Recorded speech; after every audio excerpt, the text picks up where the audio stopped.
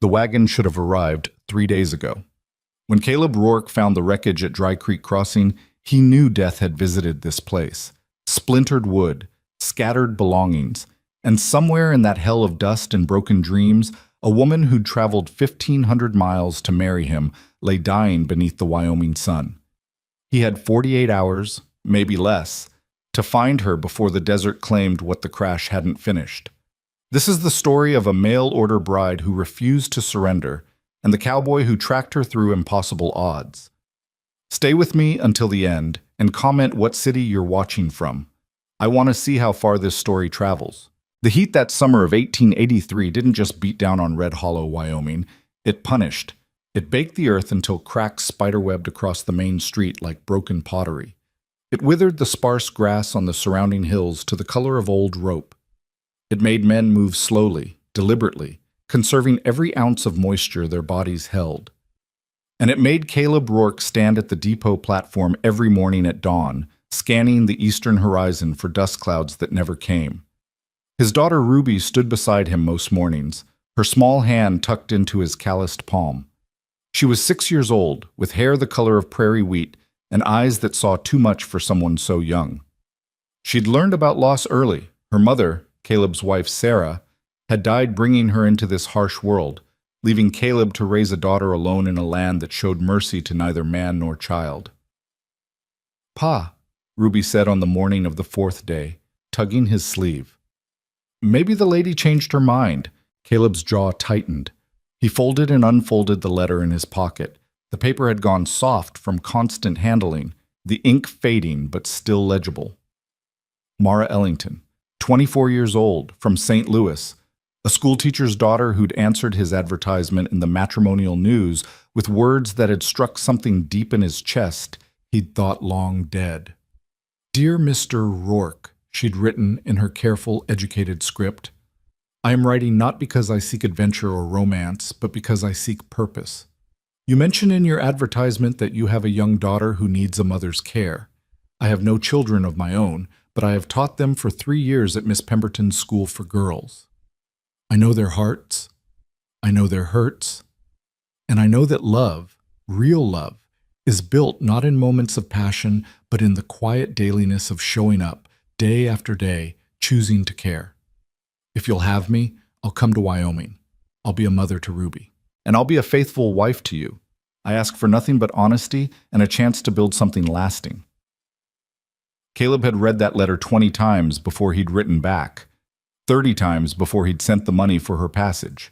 And every night since, lying in his narrow bed in the ranch house he'd built with his own hands, he'd wondered if he was a fool. Men like him, rough, weathered, shaped by wind and work, didn't get second chances. They didn't get women like Mara Ellington, with her thoughtful words and obvious education, willing to step off a train into the brutal reality of frontier life. But she'd written again. And again. Her letters had come monthly, then twice a month, then weekly as the departure date approached. She'd told him about her favorite books, Austen and Dickens, though she confessed a weakness for dime novels she probably shouldn't admit to. She'd asked careful questions about Ruby's temperament, what she liked to eat, whether she was shy or bold. She'd even asked about the ranch, how many head of cattle, what the winters were like, whether the house had glass windows or just shutters. Caleb had answered every question with the same painful honesty. 50 head of cattle, give or take. Winters that could kill a man who got careless. 2 glass windows in the whole house, both in Ruby's room, because he'd wanted her to see the sunrise. The truth was all he had to offer, and if it wasn't enough, better she know now than after she'd made the journey. But she'd written back, "Glass windows for a child's sunrise. That tells me everything I need to know about your heart, Mr. Rourke." That letter had made him believe just for a moment that maybe the universe wasn't entirely cruel. Now, standing on the depot platform with Ruby's small hand in his and the sun climbing toward another day of merciless heat, Caleb felt belief crumbling like the parched earth beneath his boots. "She didn't change her mind, baby girl," Caleb said quietly. "The coach is late, that's all." But 4 days late wasn't late. 4 days late was disaster.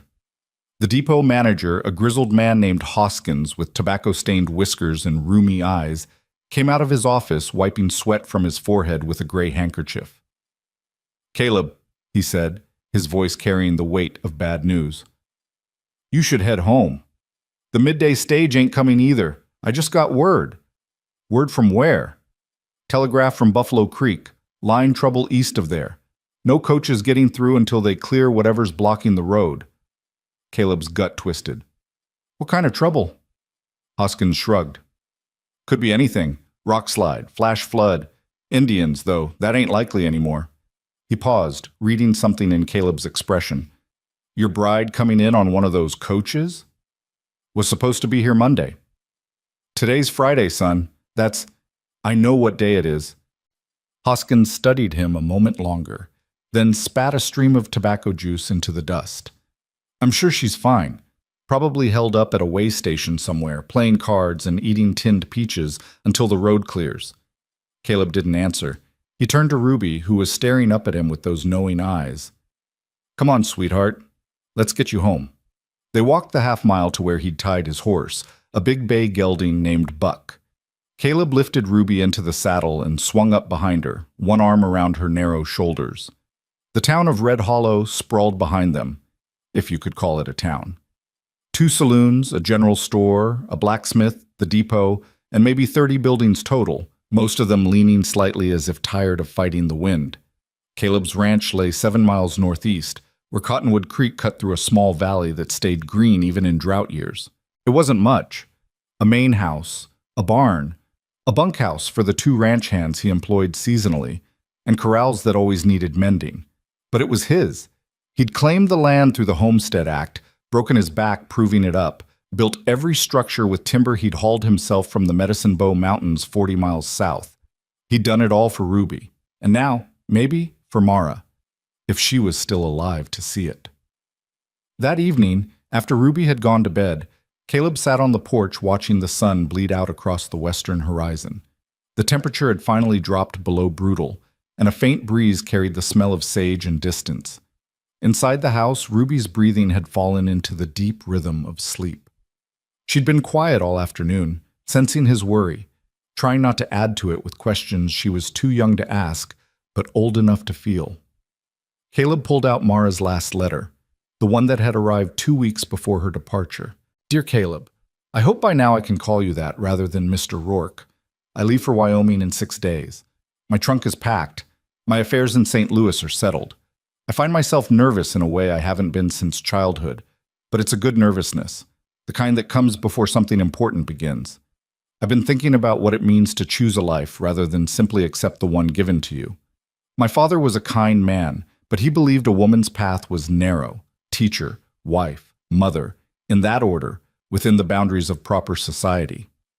I loved teaching, but I felt myself disappearing into other people's expectations. Your letters have shown me that perhaps in Wyoming, in the wild spaces where society's grip is looser, a woman might build a life on her own terms. I'm bringing books for Ruby, Treasure Island and Alice in Wonderland, and I'm bringing hope for all of us. See you soon, Caleb. We begin our new story together on June 15th. Yours with anticipation, Mara. June 15th had come and gone. It was now June 19th. Something was wrong. Caleb felt it in his bones the way he felt approaching weather, a pressure in the air, a tightness in his chest that preceded storms. He was still sitting there, letter in hand, when he heard the horse coming hard from the direction of town. He stood, hand instinctively moving toward the rifle just inside the door, but he recognized the rider before the man reached the porch. Sam Weaver, one of the younger ranchers who ran cattle 10 miles west. Caleb! Sam pulled his horse up in a spray of dirt, the animal lathered and heaving. You need to get to town, now! Caleb's heart kicked against his ribs. Why? Stage driver just rode in. Came from Dry Creek Crossing. There's been an accident. Bad one. The world seemed to tilt slightly. How bad? Wagon tipped. Driver said... Sam hesitated, his young face troubled. Said he got thrown clear, but there was passengers. A couple headed to Buffalo Creek, and a woman traveling alone. Young woman, he said, from back east. Caleb didn't remember moving, but suddenly he was gripping Sam's stirrup so hard his knuckles had gone white. Is she alive? Driver don't know. He left to get help. That was 3 days ago, Caleb. He's been walking since. Just made it to Red Hollow an hour past. 3 days. In this heat. Trapped at Dry Creek Crossing, which was 20 miles of nothing between 2 more miles of nothing. Ruby, Caleb said, his mind racing. Mary's already on her way to sit with her, Sam said. Mary was Sam's wife, a capable woman who Ruby knew well. I figured you'd need to ride out tonight. Caleb looked back at the house, at the window of Ruby's room where a single lamp burned low. He thought about waking her, explaining. But what would he say? I have to go find a woman you've never met, who might already be dead, who might never have been real to begin with? No. He'd go. He'd find Mara or find her body. And then he'd come home and tell Ruby the truth, whatever that truth turned out to be. Tell Mary I'm grateful, Caleb said. Tell her I'll be back as soon as I can. You want company? I can... No, you've got your own stock to worry about. I'll manage. Sam nodded, recognizing the tone that said the discussion was over. Good luck, Caleb. I hope you find her breathing. So do I. Within 20 minutes, Caleb had saddled Buck, filled his canteens, packed jerky and hardtack, grabbed rope, a spare rifle, and a medical kit his wife Sarah had assembled years ago. The kit was probably useless. Sarah had known herbs and remedies, things Caleb had never fully understood, but he took it anyway. Hope was better than nothing. He rode back to town in the dark, navigating by starlight and memory. Red Hollow was quiet when he arrived, just a few lights burning in the saloons. He found the stage driver at the doctor's office, a sunburnt wreck of a man named Pete Corman, who Caleb knew slightly. Pete was sitting on the examination table while Doc Harrison treated his blistered feet and sunburned face. Rourke, Pete said when Caleb entered. His voice was hoarse, scraped raw. Weaver said you'd come. Tell me exactly where, Caleb said without preamble, and tell me what you saw. Pete winced as Doc Harrison applied salve to his cracked lips. Dry Creek Crossing, you know it? I know it. Road drops down into the creek bed there, nothing but rocks and sand. We were coming through just after dawn, trying to beat the worst heat, but the wheels hit a washout I didn't see, back axle snapped. Wagon went over sideways. Pete closed his eyes, remembering. Happened so fast. I got thrown 20 feet, landed in sand, lucky as hell. When I got my breath back and looked around, the couple, the Hendersons, they were shook up but walking. Cuts and bruises, nothing serious, but the woman... Mara, Caleb said. Her name is Mara Ellington. Pete nodded slowly. She was trapped. One of the roof beams came down on her when the wagon tipped. Pinned her legs. The Hendersons and I tried to lift it, but the whole damn wagon was on top of her. We couldn't shift it. She was conscious then, talking, real calm, considering. She said, Pete's voice caught. She said to tell Caleb Rourke she was sorry she was going to be late. Caleb's throat closed. He couldn't speak. I tried to stay, Pete continued. Swear to God I did, but the Hendersons needed water, needed to get moving or they'd die right there. And Miss Ellington, she told me to go, said she'd wait, said she'd be fine. He looked at Caleb with eyes full of guilt and exhaustion. I left her a canteen. That's all I could do. I told her I'd send help. That was 3 days ago. She could still be alive, Doc Harrison said quietly. If she's in shade, if she's been careful with the water... 3 days, Pete interrupted. In this heat, with her legs crushed. He shook his head. I'm sorry, Rourke. I'm so damn sorry. Caleb turned and walked out of the office before he did something he'd regret. His hands were shaking, not with fear, but with a cold, focused rage at the universe's casual cruelty. He'd lost Sarah. He'd raised Ruby alone, watching her grow up without a mother, carrying that guilt like stones in his pockets. And now, when he'd finally allowed himself to hope for something better, the world had reached out and crushed it. Unless she was alive. Unless, by some miracle, Mara Ellington had held on. He mounted Buck and turned the horse east, toward Dry Creek Crossing, toward whatever waited there in the dark. The ride took 4 hours, navigating rough terrain in starlight. Caleb pushed Buck hard but not recklessly. A lame horse out here was a death sentence. The landscape around him was familiar in the general sense, but alien in specifics, all shadows and shapes that could be anything. Twice he startled antelope from their resting places. Once a coyote paced him for half a mile before veering off into the sage. Caleb's mind wouldn't settle. It kept circling back to Mara's letters, to the quiet intelligence in her words, the careful way she'd built trust between them, one paragraph at a time.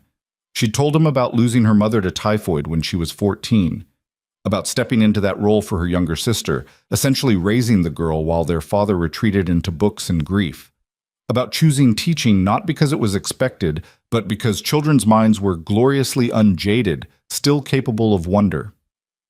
"Sometimes I think wonder is what keeps us human," she'd written. "The moment we stop being amazed by sunrises or moved by a child's laugh or curious about what lies beyond the next hill, that's when we become just machines for surviving. I don't want to just survive, Caleb. I want to live with intention, with purpose, with people I choose and who choose me back." Those words had gutted him in the best way, because that's exactly what he wanted for Ruby. Not just survival, but a life full of wonder and intention and choice. And now Mara might be dead in the desert, having never even met the child she'd promised to mother.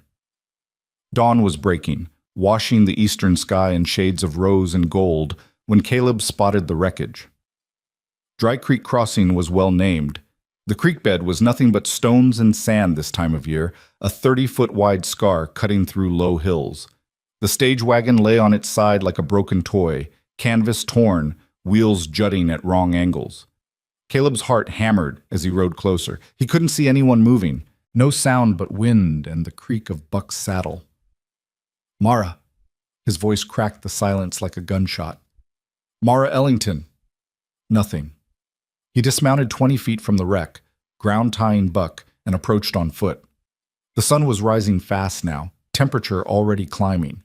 He could see personal belongings scattered across the sand. A woman's traveling case burst open, dresses tangled with men's shirts, a child's toy, a wooden horse lying on its side. The Hendersons must have had a kid. "Mara!" He circled the wagon, looking for... what? A body? A miracle? Then he saw the canteen. Pete's canteen, recognizable by the dent in one side. It lay 15 feet from the wagon, empty, tipped on its side in the sand. And beyond it, drag marks. Someone had crawled away from the wreck. Caleb's pulse kicked into overdrive. He followed the marks, reading the story they told. Someone had pulled themselves along using their arms, legs dragging. The marks were 3 days old, partially blown over by wind, but still visible. They led away from the wreck, toward a rocky outcropping maybe 200 yards distant.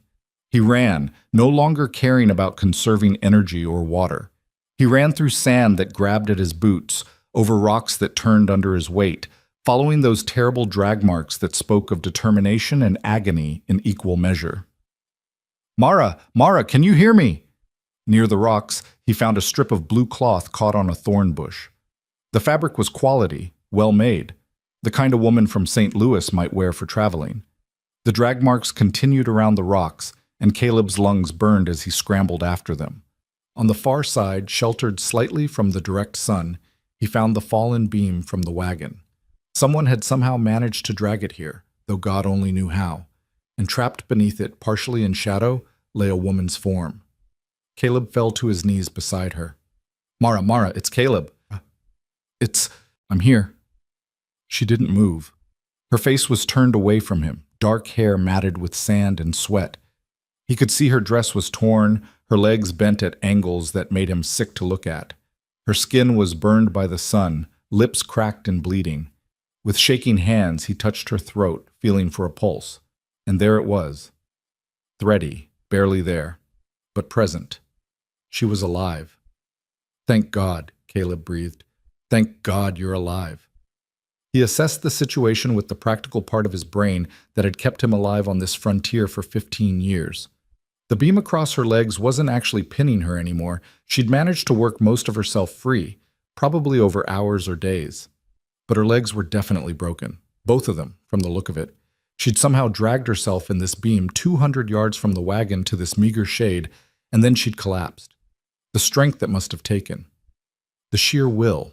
Caleb lifted the beam off her carefully, then gathered her into his arms. She was lighter than he expected, all bones and determination. Her head lolled against his shoulder, and he could feel the terrible heat of fever radiating from her skin. "I've got you," he whispered, standing carefully with her in his arms.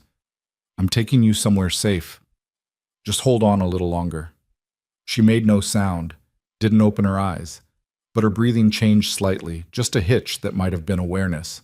Caleb carried her back to Buck, moving as quickly as he dared. The horse shied slightly at the strange burden, but steadied when Caleb spoke to him. Getting her into the saddle was awkward and probably painful. He heard her make a small sound, the first noise she'd made, but he managed it, then swung up behind her, holding her against his chest. "Where's the nearest shelter?" he asked aloud, thinking. Not Red Hollow. That was 4 hours back, and she needed help now. The Henderson place was 20 miles south, but he didn't know the Hendersons well enough to risk it. Then he remembered. The old trapper's cabin at Willow Springs, 3 miles northwest. It had been abandoned for years, but it had walls and a roof and a well that probably still held water. It would have to do.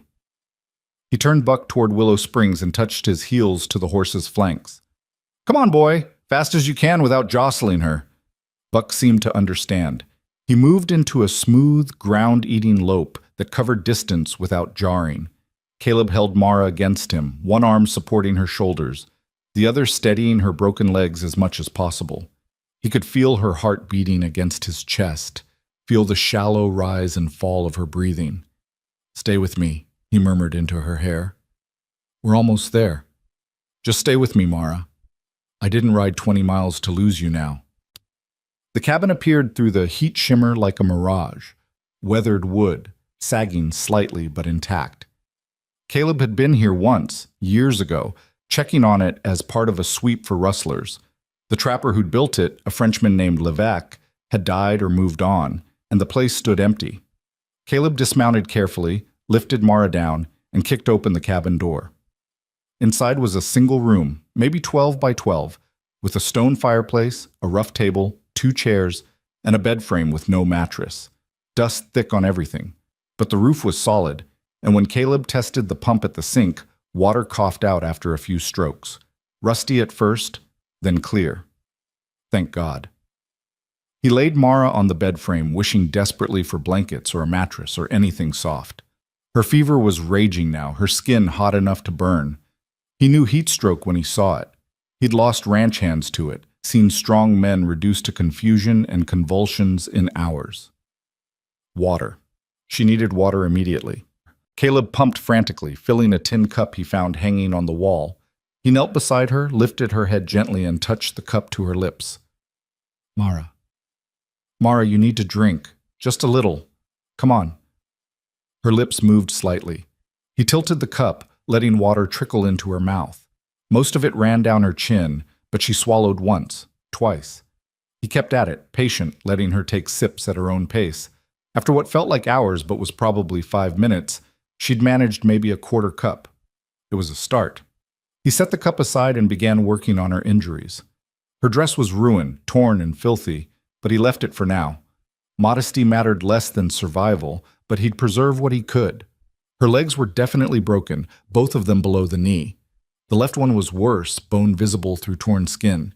He'd need to set them properly, but first he had to get her fever down. Caleb stripped off his shirt, soaked it in cold water from the pump, and began bathing her face, her neck, her arms.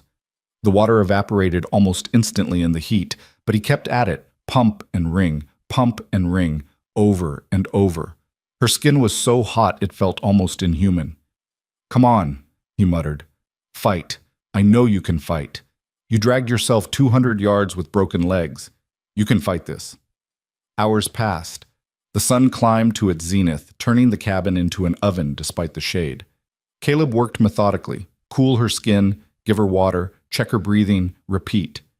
He found dried herbs hanging from the rafters, leftovers from Levesque's time. Some of them he recognized. Willow bark. Sarah had used that for pain and fever. He boiled water in a pot he found, brewed a bitter tea, managed to get some of it down Mara's throat. By mid-afternoon, her fever had broken slightly. Not much, but enough that Caleb felt a small crack in the wall of his fear. "That's it," he whispered. "Come back. Come back to us, Mara." And then, as the sun began its descent toward evening, her eyes opened. They were gray, stormy gray like winter sky, and they focused on him with an intensity that nearly stopped his heart. "Caleb?" Her voice was barely a whisper, hoarse and broken. He leaned closer. I'm here. You're safe. I found you. Ruby? Just the one word, but it carried everything. Question, concern, fear. She's fine. She's at home with a neighbor. She's been worried about you. Mara's eyes closed again, but this time it looked more like relief than unconsciousness. Late, she whispered. Sorry. I'm late. Caleb felt something break open in his chest. This woman, half dead from heat stroke and broken bones, was apologizing for being late to her own wedding. You're right on time, he said softly. Right exactly on time. Her lips curved in the barest hint of a smile. Then she slipped back into fever sleep, but it was different now, more natural, less frighteningly deep. Caleb sat back on his heels, suddenly aware that his own body was shaking with exhaustion and relief. He'd been operating on pure will for hours, and now that will was crumbling, leaving him wrung out and hollow. But she was alive. Against all odds, against logic and probability, and the brutal mathematics of desert survival, Mara Ellington was alive. As night fell and the temperature finally dropped to something bearable, Caleb made a fire in the fireplace and boiled more water.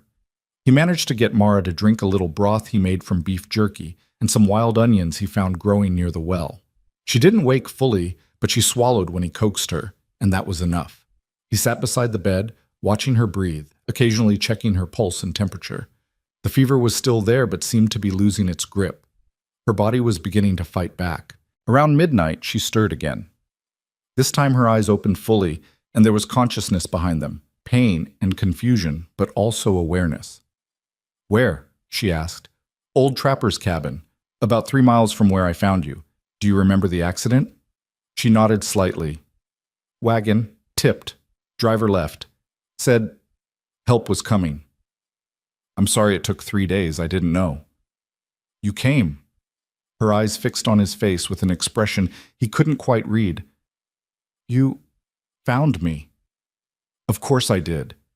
The words came out rougher than he intended. You're going to be my wife. I wasn't going to leave you out there. Something shifted in her expression. Legs? He wouldn't lie to her. Broken. Both of them. But I've set broken bones before. Once we get you strong enough, I'll splint them properly. You'll walk again. It'll take time, but you'll walk. She processed this silently for a long moment. Then, Ruby, tell me about Ruby. So Caleb talked. He told her about Ruby's fascination with birds, how she could identify every species that nested near the ranch. He told her about Ruby's habit of making up songs while she did chores, nonsense rhymes that made Caleb laugh despite himself. He told her how Ruby slept with an old rag doll Sarah had made, how she was brave about spiders but terrified of thunder, how she asked questions constantly about everything. Mara listened, her eyes never leaving his face. And gradually, as he talked, some of the pain lines around her eyes eased. She sounds wonderful, Mara whispered when he finished. She is, and she's going to love you.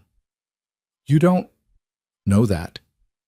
I know you dragged yourself 200 yards with broken legs because you're too stubborn to die before meeting her. That's all I need to know. Mara's eyes glistened with tears. I'm not what you expected. No dowry, no family, nothing to offer. Caleb leaned closer, his voice firm.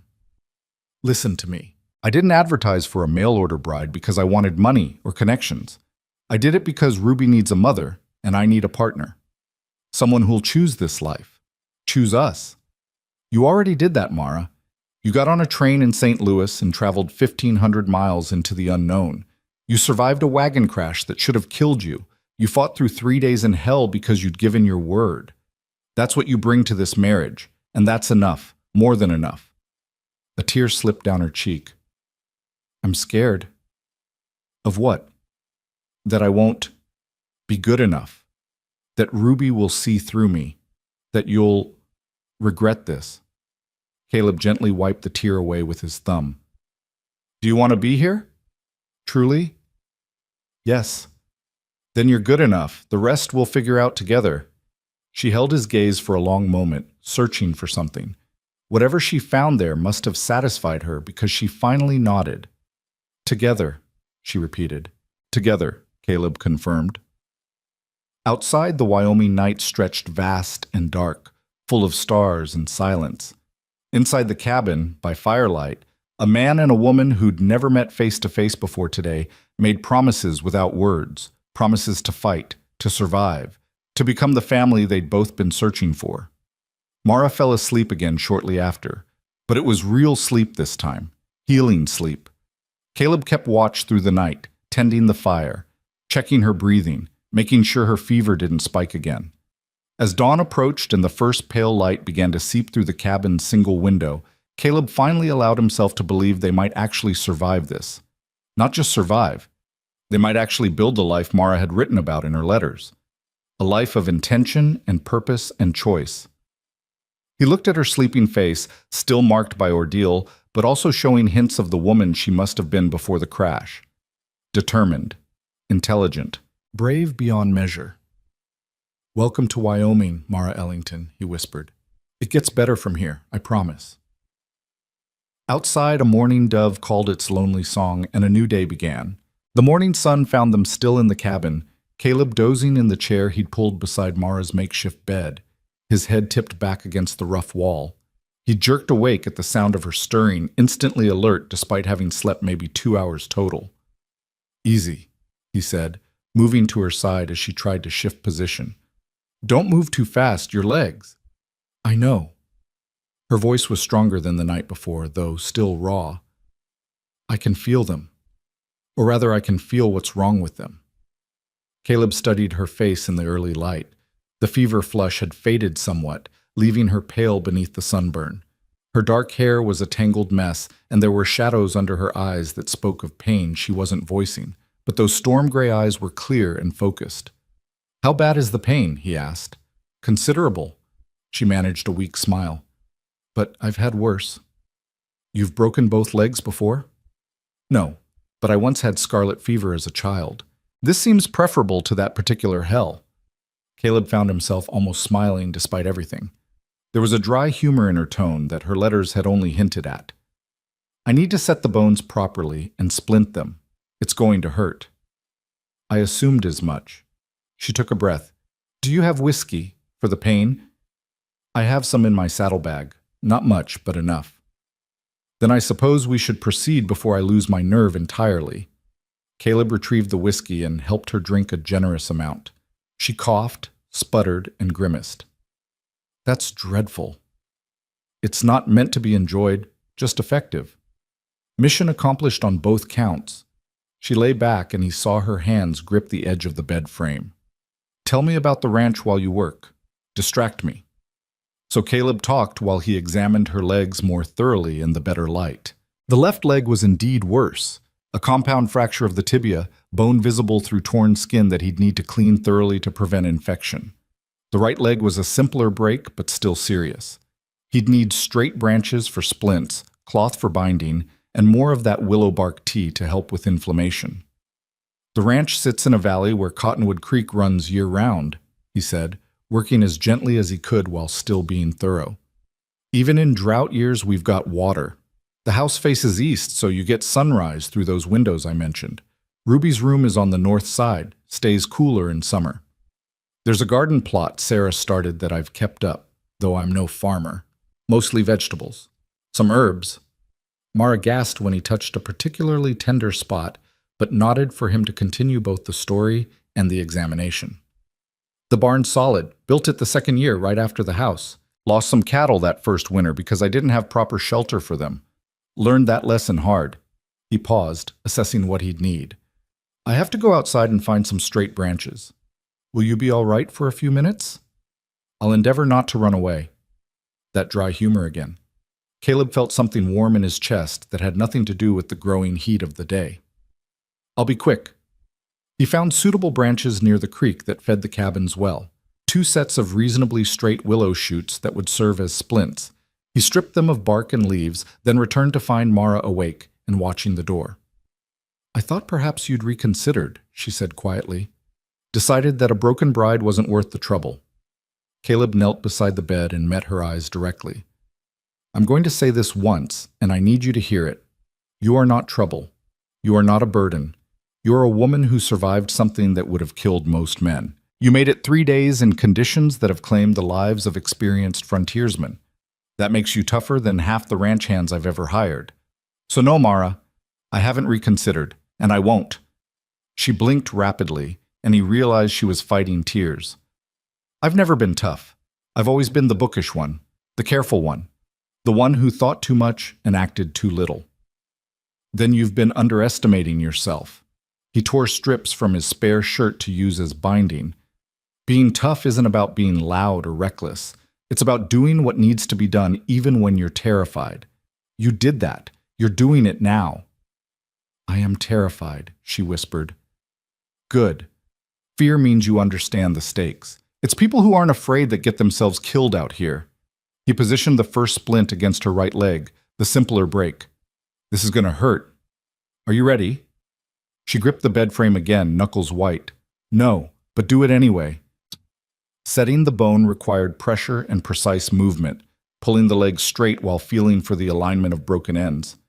Mara made a sound halfway between a gasp and a scream, biting it off quickly, but Caleb heard it and it cut him. He worked as fast as he dared, getting the bone aligned, then securing the splint firmly with the cloth strips. One down, he said quietly. The left is going to be worse. I have to clean it first. I understand. Her voice shook despite her obvious effort to control it. Infection would kill me as surely as the desert. It won't kill you. I won't let it. She looked at him then, really looked, and something passed between them, an acknowledgement of what this was, what they were becoming to each other without having planned it. Not the polite courtship of letters, not the formal arrangement of a mail-order marriage, but something forged in crisis and survival, more binding because of it. Caleb cleaned the wound with boiled water and what was left of his whiskey, trying to be thorough without causing more damage than necessary.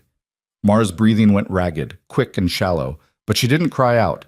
When he finally began setting the bone, though, she did scream, a short, sharp sound that she cut off by biting her own hand hard enough to leave marks. I'm sorry, Caleb said, working quickly now. I'm so damn sorry, Mara. Not your fault, she gasped out between breaths.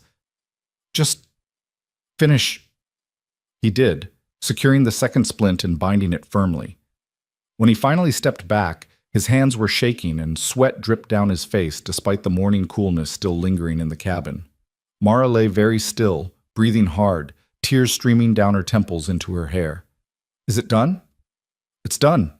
The worst is over. I should hope so. I'd hate to think it gets worse from here.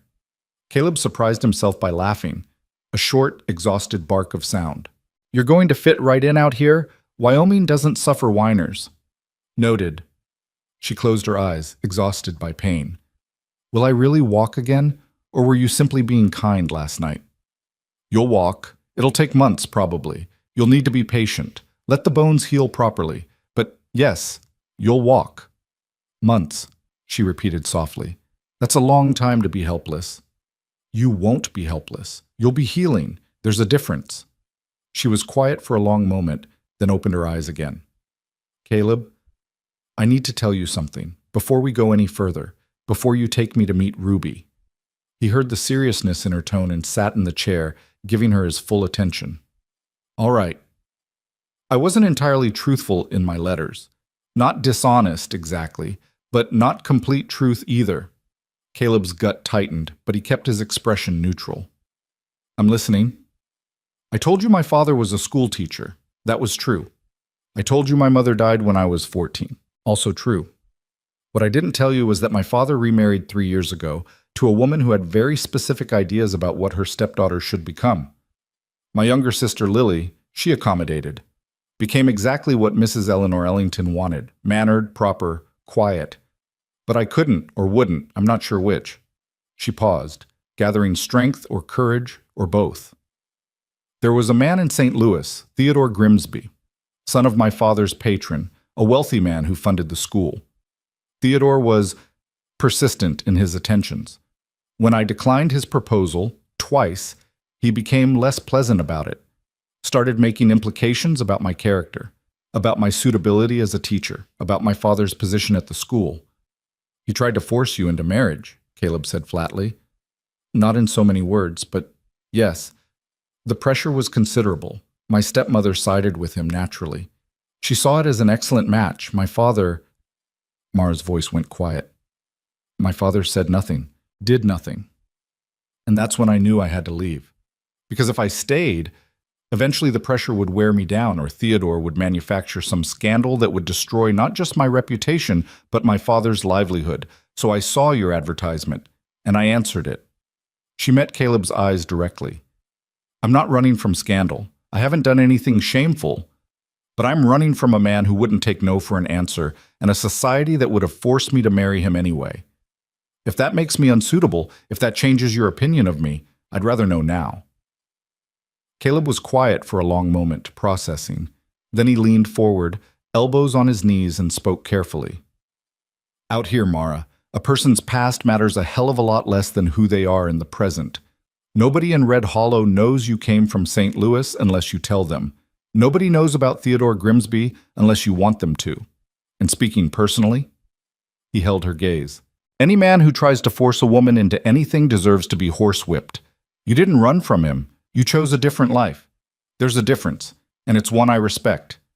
Relief flooded her face so obviously that Caleb realized she'd been genuinely afraid he'd reject her. Thank you. Don't thank me for basic decency, but I appreciate you telling me. He stood, moving to check the water supply. We need to get you stronger before we attempt the ride back to Red Hollow. Another day at least, maybe 2. Can you eat something? I can try. He made a thin soup from the jerky and some wild onions, adding a handful of oats he'd brought in his saddlebag. It wasn't much, but it was hot and nourishing. Mara managed half a bowl before exhaustion claimed her again. Caleb spent the rest of the morning making the cabin more livable, cleaning, organizing supplies, checking the integrity of the roof and walls. Around noon, he shot a rabbit that had been foolish enough to come near the cabin. By evening, Mara was awake again and strong enough to sit partially upright while he changed the bandages on her wounded leg.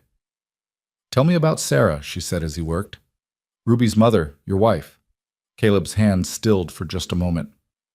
What do you want to know? Whatever you're willing to tell. I don't want to replace her, Caleb. I know I can't. But I need to understand who she was. For Ruby's sake, if nothing else. He finished rewrapping the bandage before answering. Sarah was a force of nature, small woman, barely 5 feet tall, but she had a will that could bend steel. She was a rancher's daughter from Montana, knew horses and cattle better than most men I've met. When we married, she was 19 and I was 22. We had 7 good years together before Ruby came. His voice went quieter. Sarah knew something was wrong from the beginning of the pregnancy. She could feel it. The midwife said everything was fine, but Sarah knew. She made me promise that if it came down to a choice, I'd save the baby. I tried to tell her it wouldn't come to that, but she made me swear anyway. Mara's hand found his, squeezed gently. Labor went on for 2 days, Caleb continued. Sarah fought so hard, but in the end, her body just gave out. She held Ruby once, just once, long enough to look at her and smile. Then she looked at me and said, "Take care of our girl." And she was gone. Silence filled the cabin. Somewhere outside, a bird called. She sounds remarkable, Mara said softly. She was. And Ruby deserves to know about her. I've told her some things, but she was just a baby. She doesn't remember. Then we'll tell her together. We'll make sure Sarah stays alive in Ruby's heart. Mara's fingers tightened on his hand. I meant what I said in my letters, Caleb. I'm not looking to erase the past. I'm looking to build on it. But something in Caleb's chest loosened, a knot he hadn't fully realized was there. I think Sarah would have liked you. She always respected people who said what they meant, and meant what they said. Then I hope to honor her memory by being that person for Ruby. They spent the rest of the evening talking, real talking, the kind that letters could only approximate. Mara told him about her years teaching, about the children who'd touched her heart, about the satisfaction of watching understanding dawn in a young face. Caleb told her about the early years of ranching, the mistakes he'd made, the lessons learned through trial and error, and sometimes sheer luck. As night fell and the temperature dropped, Caleb built up the fire and made more of the willow bark tea. Mara's fever had stayed down, and her color was improving. The broken legs would take time, but infection didn't seem to be setting in. "Caleb," she said, as the fire crackled and shadows danced on the walls, "what happens when we get back to Red Hollow? Do we proceed with the marriage? Or do we wait until I can walk down whatever aisle exists out here?" He considered the question carefully. "What do you want to do?" "I asked you first." "That's not an answer, Mara." She smiled faintly. "No, I suppose it isn't." She looked at the fire for a long moment. "In my letters, I thought I knew what I wanted. A practical arrangement. A partnership based on mutual need and respect. But now, after these past 2 days, I find myself wanting more. Or perhaps differently. Not romance necessarily, though I wouldn't object to that eventually, but a real choice. Made freely by two people who know exactly what they're choosing. And what are we choosing? Each other. Despite the circumstances, despite the chaos, despite the fact that I can't even stand up." She looked at him directly. "I choose you, Caleb Rourke. And I choose Ruby. And I choose this life, broken legs and all. But I need to know that you're choosing me too. Not just accepting me because I showed up, or because you feel obligated, but actually choosing me." Caleb moved closer, sitting on the edge of the bed frame carefully to avoid jostling her legs. "I watched you lie there, barely breathing yesterday morning, and I realized something. I'd read your letters so many times that your voice was in my head. Your thoughts, your way of seeing things. And the idea of never actually hearing that voice, never having those conversations in person, never watching you and Ruby together, it made the world feel emptier than it's felt since Sarah died." He took her hand, feeling the calluses on her fingers from years of holding chalk and pens. "I choose you, Mara. I chose you when I wrote back that first time. I chose you when I sent money for your passage. I chose you when I rode 20 miles through the night to find you. And I'm choosing you now.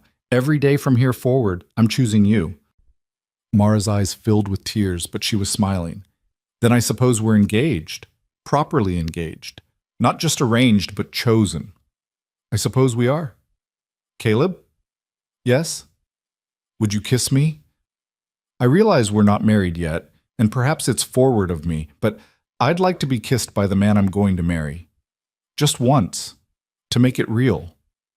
Caleb leaned forward slowly, giving her time to change her mind. But she didn't pull away. When his lips met hers, it was gentle, careful of her injuries and exhaustion. But it was also real and true and full of the promise they'd just made to each other. When they separated, Mara was blushing. "Well, that was worth surviving for." Caleb laughed, surprised by the joy that bubbled up despite everything. "Was it everything you hoped?" "It was better. It was real." She settled back against the rough wood of the bed frame. "When we get back to Red Hollow, how long will it take to arrange a proper wedding?" "Proper by whose standards? We've got a minister who comes through once a month. Judge Henry can perform marriages anytime, or we can wait and do something bigger if you want." "I think," Mara said slowly, "that I'd like something simple. Your daughter, the minimum legal requirement, and the man I love. That's enough." "The man you love?" Caleb raised an eyebrow. She met his eyes steadily. "Too soon?" "Maybe. But I don't think that makes it less true." "No," she agreed softly. "I don't think it does." They fell into comfortable silence then, listening to the fire and the night sounds outside. Caleb found himself thinking about the future, not with the anxiety he'd felt for years, but with something approaching hope. Ruby would have a mother. The ranch would have a woman's touch again, and he would have Mara with her quiet strength and unexpected humor and determination that matched his own. The next morning brought challenges of a different sort. Mara needed to handle certain necessities, and her immobility made everything complicated and embarrassing. But they worked through it with as much dignity as possible, Caleb stepping outside whenever he could to give her privacy, Mara maintaining her composure even when the situation was mortifying. "If we can survive this," she said at one particularly awkward moment, "we can probably survive anything marriage throws at us." "That's the spirit," Caleb agreed, trying not to laugh. By afternoon, he judged her strong enough to attempt the journey back. It would be slow and painful, but staying in the cabin indefinitely wasn't an option. Ruby needed to know what had happened. The town needed to know Mara was alive, and Mara needed better medical care than he could provide with boiled water and willow bark. He fashioned a travois, 2 long poles with canvas stretched between them that Buck could drag. It wasn't comfortable, but it was better than trying to ride. Mara bore the preparation without complaint, though he could see pain tightening the corners of her mouth. "Ready?" he asked when everything was secured. "As I'll ever be." "Caleb?" "Yeah?" "Thank you for not giving up, for finding me, for choosing me. Thank you for surviving long enough to be found." He mounted Buck, checking the travois attachment one more time. "Let's go home, Mara. Ruby's waiting." The journey back to Red Hollow took 6 hours, moving at a crawl to minimize the jarring. Caleb stopped frequently to check on Mara, give her water, make sure the splints hadn't shifted. Each time she assured him she was fine, though her face grew paler and the lines of pain deeper. They reached the outskirts of town as the sun was setting, painting the dusty street in shades of gold and amber. People came out to stare. Word had spread about the accident, and the sight of Caleb Rourke returning with a woman on a travois was news. But Caleb didn't stop in town. He headed straight for his ranch, for home, where Ruby waited, where their new life would begin. Sam Weaver's wife Mary must have seen them coming because she had Ruby ready on the porch. The little girl's eyes went wide when she saw the travois, and she started to run forward before Mary caught her arm. "Careful, sweetheart," Caleb called out. "Miss Mara's hurt her legs. She can't jump around yet." Ruby approached slowly, her eyes fixed on Mara's face. She stopped a few feet away, suddenly shy. Mara smiled despite her exhaustion and pain. "Hello, Ruby. I've been looking forward to meeting you for such a long time." "You're the lady from the letters," Ruby said softly. "I am. I'm sorry I'm arriving in such an undignified fashion. I had planned to make a much better first impression." Ruby stepped closer, examining Mara with the unfiltered curiosity of childhood. "Pa said you got hurt real bad, but you're here now. That's what matters." Something in Mara's expression crumbled just for a second before she got it under control. "Yes, I'm here now." Ruby looked at her father. "Is she staying, Pa? For real?" Caleb dismounted and lifted Ruby up, holding her close. "If she'll have us. Both of us. Would that be all right with you?" Ruby studied Mara again, this time with an intensity that seemed far too old for 6 years. Then she nodded slowly. "I think she's brave. Anyone who gets hurt that bad and still smiles must be brave, and brave people should stay." "Then it's settled," Mara said quietly. "I'm staying." Mary helped them get Mara inside and settled in the bedroom, Caleb's room, since it was on the ground floor. Doc Harrison arrived within the hour, summoned by someone who'd seen them pass through town. He examined Mara's legs, his weathered face expressionless. "You set these?" he asked Caleb. "Best I could." "Not bad. Not bad at all. The left one's concerning.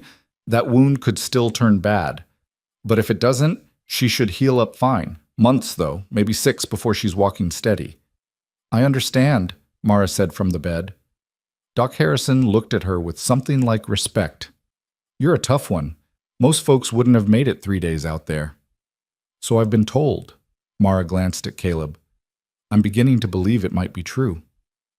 After Doc Harrison left, Mary took Ruby to her house for the night, giving Caleb and Mara space to settle. Caleb helped Mara with another dose of willow bark tea, then sat beside the bed as darkness fell outside. "This is your room," Mara said. "Where will you sleep?" "Ruby's room has 2 beds. I'll take the spare one." "Caleb," she caught his hand, "we're getting married. Soon, I hope. This is going to be our room. Our bed. You don't have to exile yourself. You need rest. You need space to heal. I need to feel like this is real, like I'm not just some charity case you're accommodating." Her gray eyes held his. "Please, stay. We don't have to do anything except sleep, but I want to know you're here."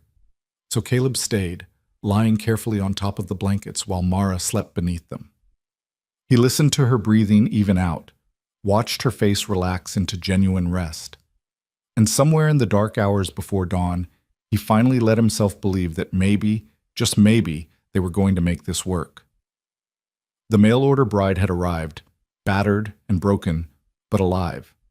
And together, they would build something worth surviving for. Outside, the Wyoming wind whispered through the cottonwoods, carrying with it the promise of morning. Morning came with the sound of Ruby's bare feet padding down the hallway. Caleb woke instantly, years of light sleeping ingrained from raising a child alone. He'd moved to the chair sometime in the night, giving Mara the bed entirely, and now his neck protested the awkward angle he'd slept at. Ruby appeared in the doorway, still in her nightgown, clutching her rag doll. She looked at Mara sleeping in the bed, then at her father, her expression serious and considering. "Is she really staying?" Ruby whispered. Caleb stood carefully, joints popping, and guided Ruby back into the hallway so they wouldn't wake Mara. "Yes, baby girl, she's really staying." "And you're going to marry her, like you and Mama were married?" "That's right." Ruby was quiet for a moment, her small fingers working at a loose thread on her doll's dress. "Will she want me to call her Mama?" The question hit Caleb harder than he'd expected. "I don't know. That's something you and Mara will have to figure out together. But Ruby, listen to me." He knelt down so they were eye level. "Nobody's trying to replace your mama. Sarah was your mother, and nothing changes that. But Mara wants to love you too. Is that all right?" Ruby nodded slowly. "I think so. She has kind eyes. Even when she was hurting yesterday, her eyes were kind." "They are, aren't they? Pa, will her legs really get better?"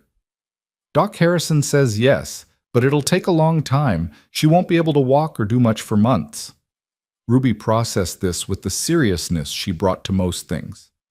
"Then I guess we'll have to take care of her, the way she's supposed to take care of us." Caleb pulled his daughter into a hug, feeling that familiar ache in his chest that came from loving someone so much it hurt. "When did you get so wise?" "I'm 6, Ruby said matter-of-factly. "That's pretty old." From the bedroom, they heard Mara stirring. Ruby pulled back from the hug. "Can I take her breakfast? I know how to make porridge. Mary taught me." "I think she'd like that very much." They moved to the kitchen, and Caleb watched as Ruby carefully measured oats and water, stirring the pot with determined concentration.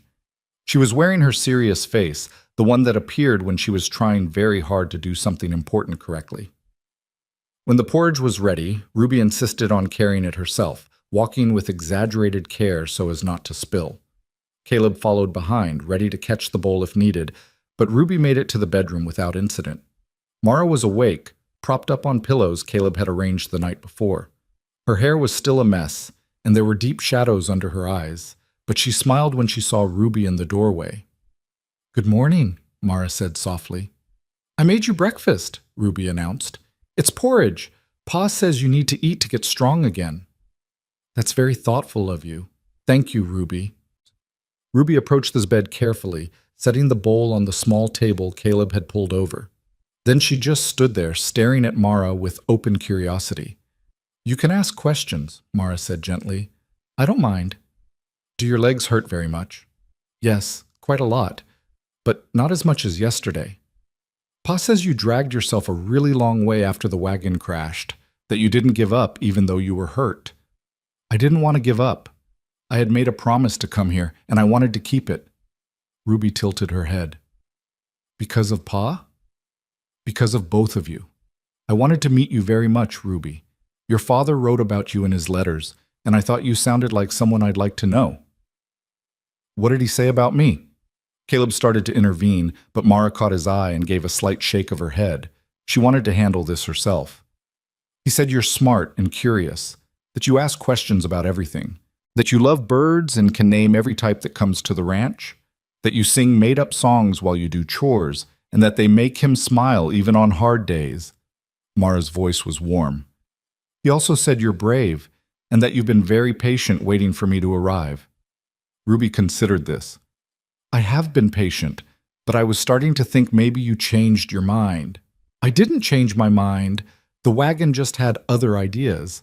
A small smile tugged at Ruby's mouth. "Wagons can be stupid sometimes." "Ruby," Caleb said warningly, but he was fighting his own smile. "It's all right," Mara said. "In this case, I agree entirely. That particular wagon was exceptionally stupid." Ruby's smile widened and something in the room shifted, a small barrier coming down. "Do you really know about birds? Or did Pa make that part up to make me seem interesting?" "I know some things. My mother used to take me on nature walks when I was young. She had a book about birds of North America that I loved. Do you have a favorite?" "Meadowlarks," Ruby said immediately. "They have the prettiest song, and they're brave too. They'll dive at hawks that get too close to their nests." "Brave indeed. I had no idea meadowlarks were so fierce."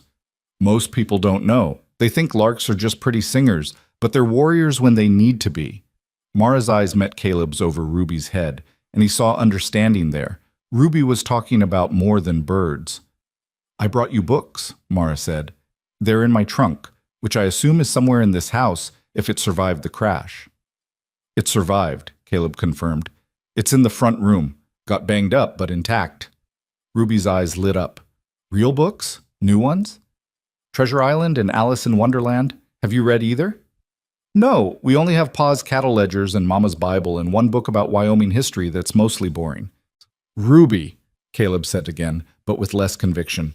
"It is mostly boring, Pa, except the parts about Indian battles. Those are exciting." Mara laughed, a real laugh despite her obvious discomfort. "Well, perhaps we can read the new books together once I'm feeling a bit stronger. Would you like that?" Ruby nodded enthusiastically. Then, with the sudden shift of childhood attention, she said, "I should go get dressed. Mary's going to wonder where I am." She started for the door, then turned back. "Miss Mara, I'm glad you didn't die in the desert." "I'm glad too, Ruby. Very glad." After Ruby left, Caleb brought Mara water and checked her bandages while she ate the porridge Ruby had made.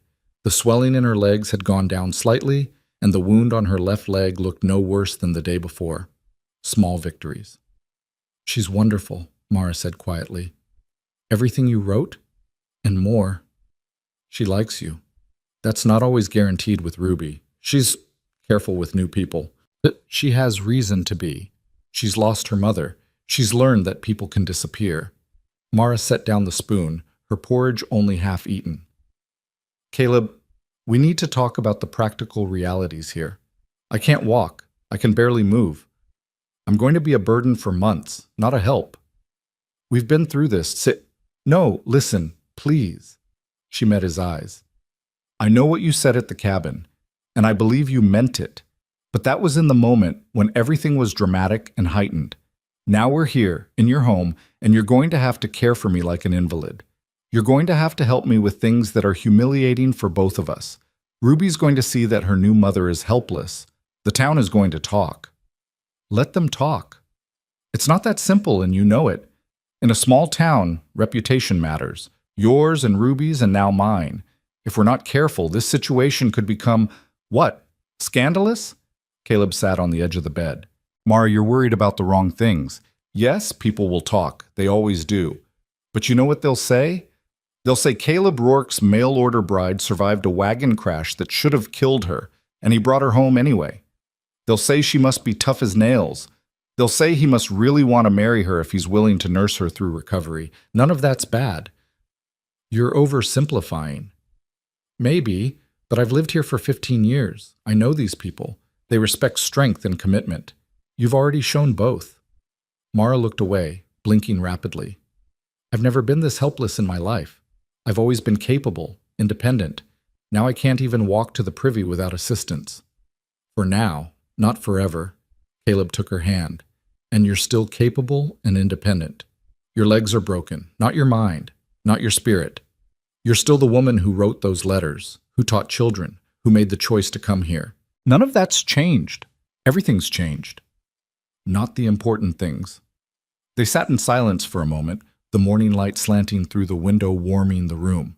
Outside they could hear Ruby talking to Mary, their voices carrying through the open windows. "When do you want to do the wedding?" Mara asked finally. "Whenever you're ready. Tomorrow? Next week. Next month. Tomorrow seems ambitious given my current state. Then next week. Judge Henry comes through on Thursdays. We could do it here in this room if you want. Keep it small. Mara turned back to him, searching his face. You really mean it? You want to marry me, broken legs and all? I really mean it. Why? And please don't tell me it's because Ruby needs a mother or because you gave your word. I need to know the real reason. Caleb thought about how to answer that. The truth was complicated, layered with grief and hope and fear and something that might be growing into love, though it was too soon to call it that with certainty. I'm 37 years old, he said finally. I've lived alone, more or less, for 6 years since Sarah died. I've gotten used to it. The silence, the routine, the safety of not having to open myself up to another person. When I placed that advertisement, I told myself it was just practical. Ruby needed a mother. The ranch needed help. Simple equation. He paused, gathering his thoughts. But then your letters started coming. And they weren't what I expected. You didn't write about wanting adventure or romance. You wrote about purpose and intention and building something that mattered. You asked real questions about Ruby, not just surface things. You told me hard truths about yourself. And somewhere in those letters, I started to feel something I hadn't felt since Sarah. Like maybe the world wasn't quite so empty after all. Mara's eyes were bright with unshed tears. When I found you in the desert, Caleb continued, half dead and still fighting, still holding on, I realized I didn't just want a mother for Ruby or help on the ranch. I wanted you. This specific, stubborn, brave woman who refused to give up even when giving up would have been easier. So yes, Mara, I want to marry you. Broken legs don't change that.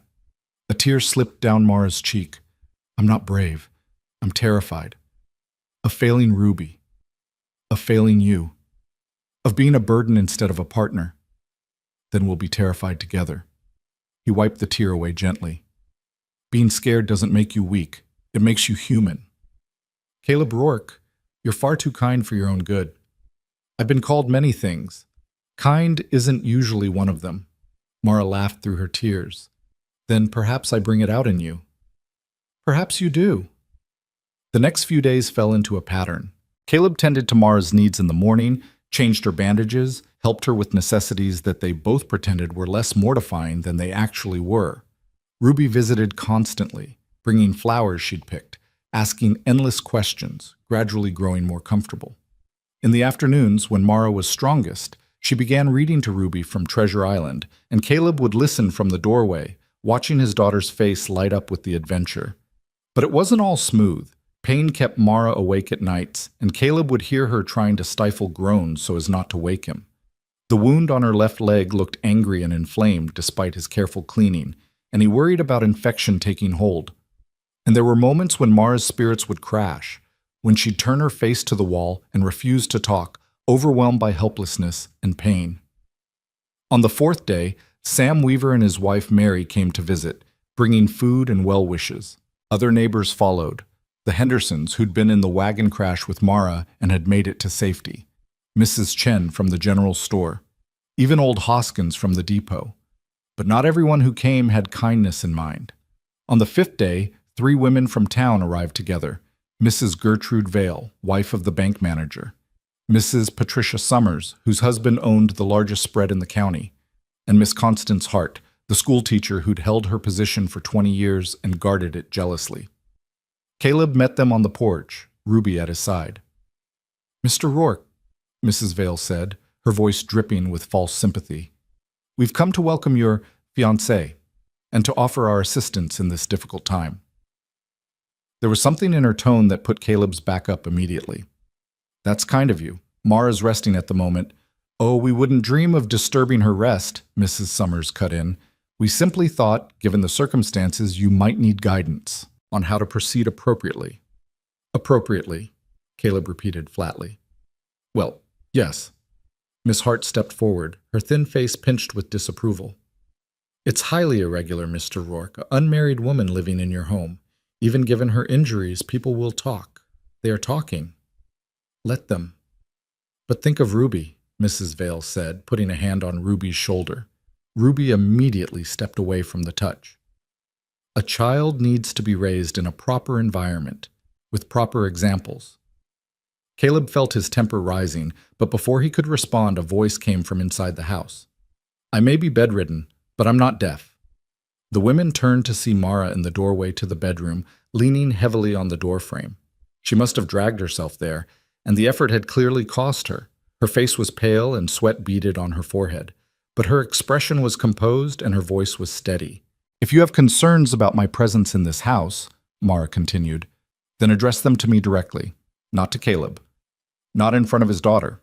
Mrs. Vale recovered first, arranging her face into a smile. "Miss Ellington, we're simply trying to help." "Are you?" "Because it sounds rather more like judgment disguised as assistance." Mara's gray eyes were cool. "Let me clarify the situation for you. I am Caleb's fiancée. We will be married as soon as arrangements can be made. My injuries have complicated timing, but not intention. If that troubles your sense of propriety, I suggest you take it up with the universe that arranged for the wagon crash, not with the man who saved my life." "Now see here," Mrs. Summers began. "No, you see here." Mara's voice sharpened. "I spent 3 days dying in the desert because a wheel broke at the wrong moment. I have 2 broken legs that will take months to heal.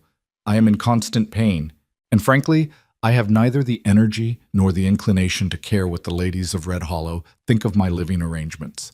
If you've come to help, then help. If you've come to gossip and judge, then the door is right there." Silence fell on the porch. Ruby's eyes were huge. Caleb was fighting a smile. Miss Hart drew herself up indignantly. "Well, I can see we're not wanted here. Come, ladies, we clearly made a mistake thinking our assistance would be welcome." "Clearly," Mara agreed pleasantly. The 3 women swept off the porch and down the path to their buggy with as much dignity as they could muster. When they were gone, Mara's composure crumbled. She swayed, and Caleb was at her side instantly, catching her before she fell.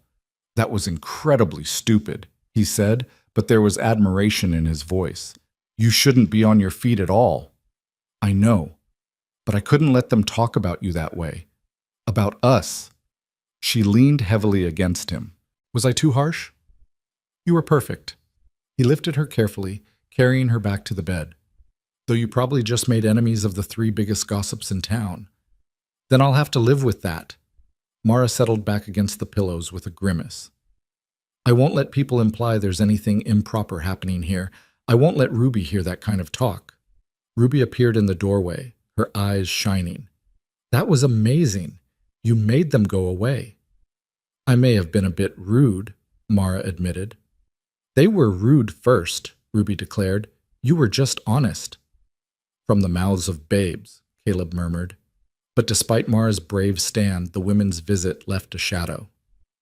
That evening, after Ruby was asleep, Mara brought it up again. "They're right, you know, about people talking.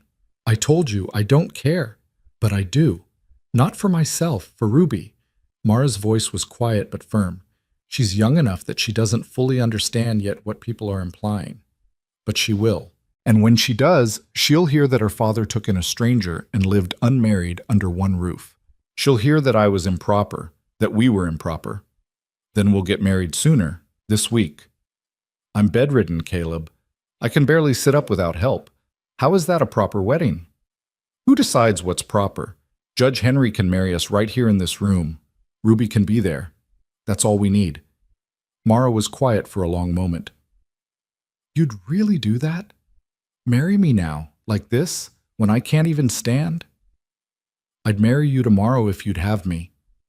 She turned to look at him, really look at him, and something in her expression made Caleb's heart beat faster.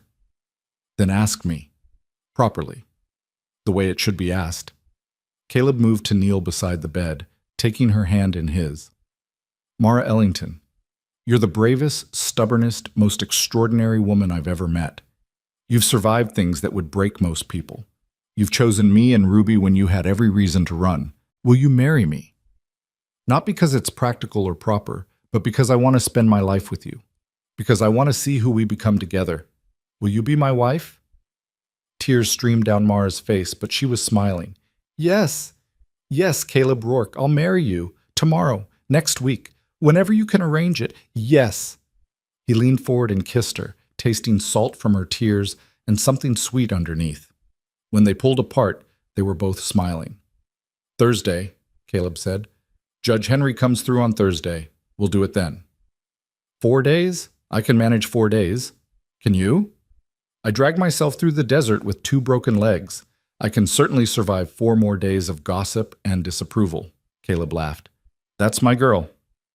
Your girl, Mara repeated softly. I like the sound of that.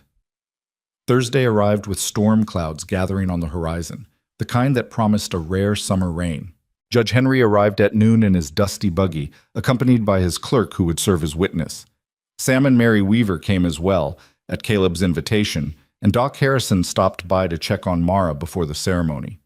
Well, Doc said after examining her legs, the swelling's gone down considerably.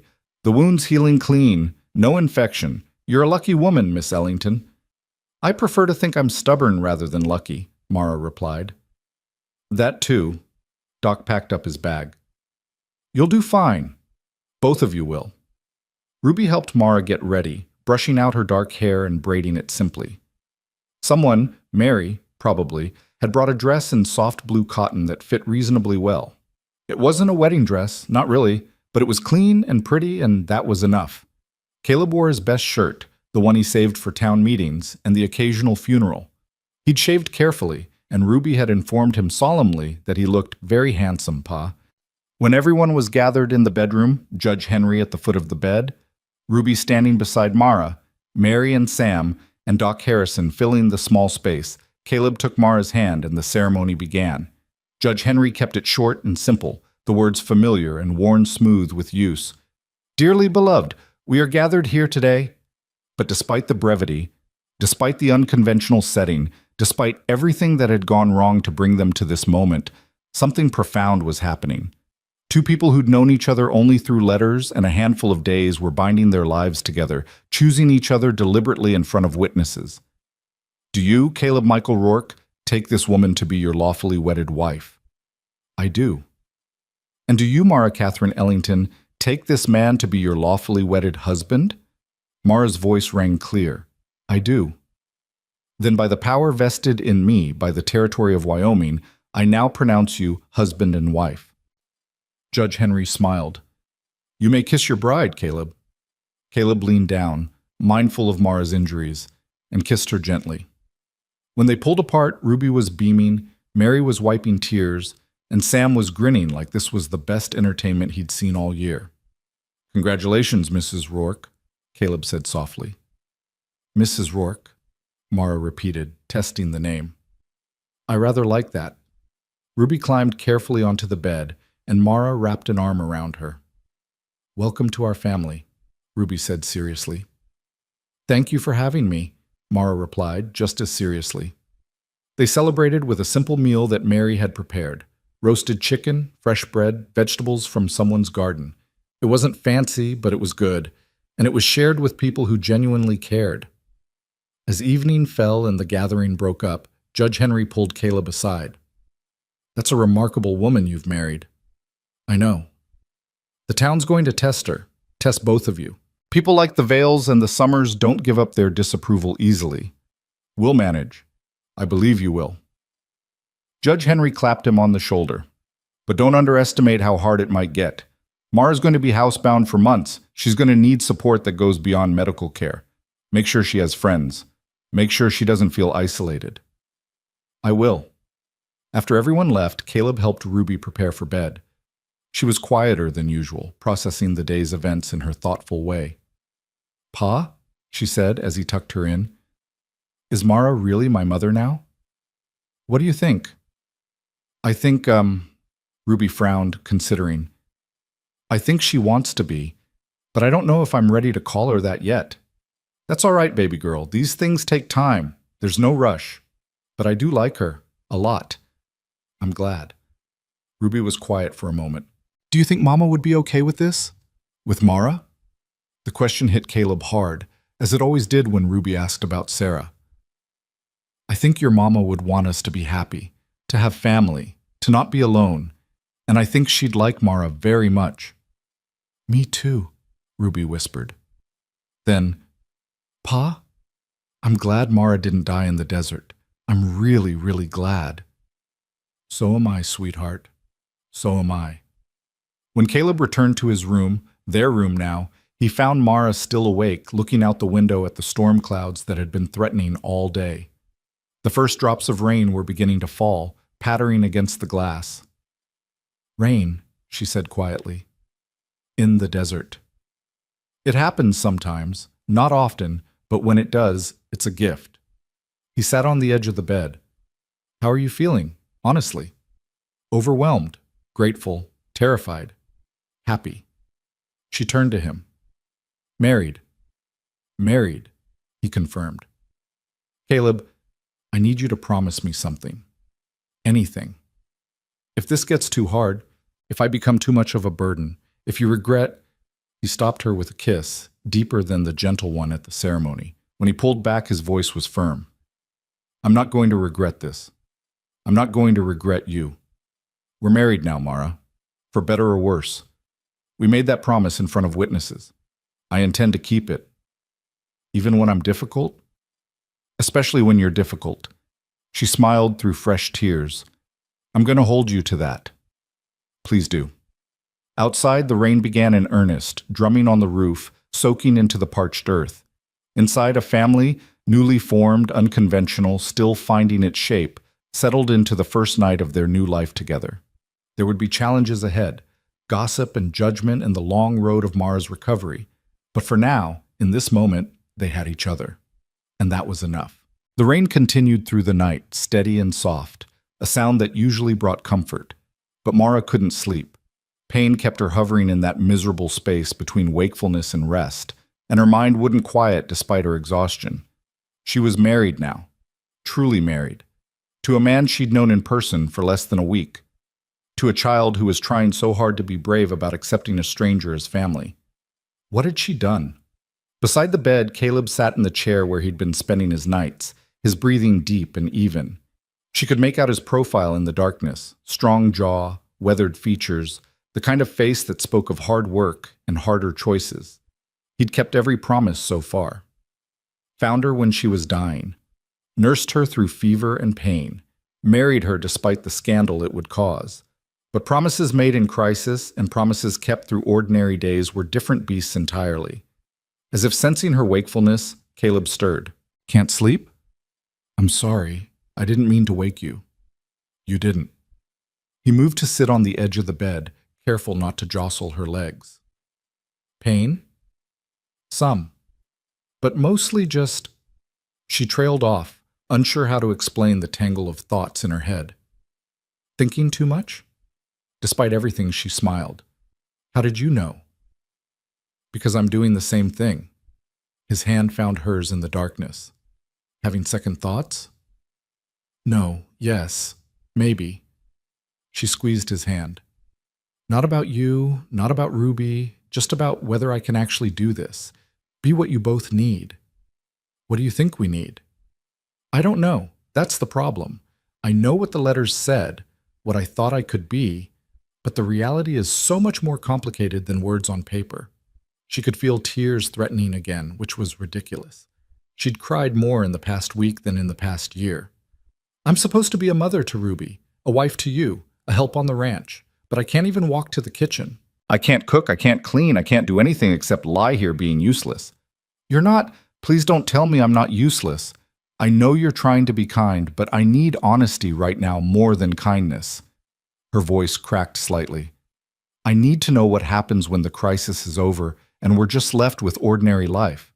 When you're exhausted from doing everything yourself, and Ruby realizes her new mother can't even play outside with her, and the whole town is whispering about the crippled mail-order bride who trapped Caleb Rourke into marriage. What happens then?" Caleb was quiet for a long moment. The rain drummed against the roof, filling the silence between them. "You want honesty?" he said finally. "All right, here it is. I'm scared too. I'm scared that I won't know how to be a husband again after 6 years alone. I'm scared that I'll fail you somehow, say the wrong thing or do the wrong thing, and you'll realize you made a mistake coming here. I'm scared that Ruby will resent you for not being Sarah, or worse, that she'll love you and then something will happen and she'll lose another mother. I'm scared that this whole fragile thing we're building will shatter the first time real trouble hits." Mara stared at him, shocked by the raw admission. "But here's the other truth," Caleb continued. "I'm more scared of not trying. of letting fear win, of teaching Ruby that you should only take safe bets in life. You're right that ordinary days are different from crisis, but ordinary days are also where real life happens, where real love gets built. Not in the dramatic moments, but in the small ones. The breakfast conversations and the evening routines and the 1,000 tiny choices to show up for each other. He lifted her hand to his lips, kissed her knuckles gently. So yes, there will be hard days ahead. Days when you're frustrated with your limitations, and I'm exhausted from carrying extra load. Days when Ruby acts out because change is hard for children. Days when the town gossips and we question everything. But I'd rather face those days with you than face easy days alone. Does that make sense? It does, Mara whispered. It makes perfect sense. Good. Now try to sleep. Tomorrow Ruby wants to help you start a garden journal. She's very excited about it. A garden journal? She figures if you can't work in the garden yet, you can help her plan what to plant next spring, draw pictures, make notes about what grows well here, keep her company while she weeds. Something warm bloomed in Mara's chest. She thought of that herself? She did. She's a smart one, our girl. Our girl. The possessive sent a shiver through Mara. Ruby was theirs now. Legally. Officially. The weight of that responsibility was enormous, but underneath the fear, there was also joy. Caleb? Thank you for being honest with me, for not pretending everything's perfect. We're going to have to be honest with each other if this is going to work. No sense starting with pretty lies. No sense at all, she agreed. This time, when sleep finally came for Mara, it was deeper and more restful than any she'd had since the accident. Morning brought Ruby bursting into the room with her usual energy, carrying a slate board and chalk. You're awake. Good. I drew the garden plot and marked where everything is now, see? She held up the slate, which showed a surprisingly detailed sketch. That's where the tomatoes are, and that's the squash, and those are the beans climbing on poles. Mara pulled herself more upright, ignoring the protest from her legs. This is wonderful, Ruby. You're quite the artist. Pa says I get it from Mama. She used to draw birds. Ruby climbed carefully onto the foot of the bed, settling cross-legged. So I was thinking, next spring we could try corn, and maybe some flowers too, not just vegetables. Mama always said a garden should have flowers. Your mother was right. Flowers feed the soul. Ruby's face brightened at hearing Mara agree with something Sarah had said. That's what she used to say. Flowers feed the soul. Pa doesn't remember her saying that, but I do. Then we'll definitely plant flowers. What kind should we try? They spent the next hour discussing possibilities, Ruby chattering excitedly while Mara made notes on paper Caleb brought.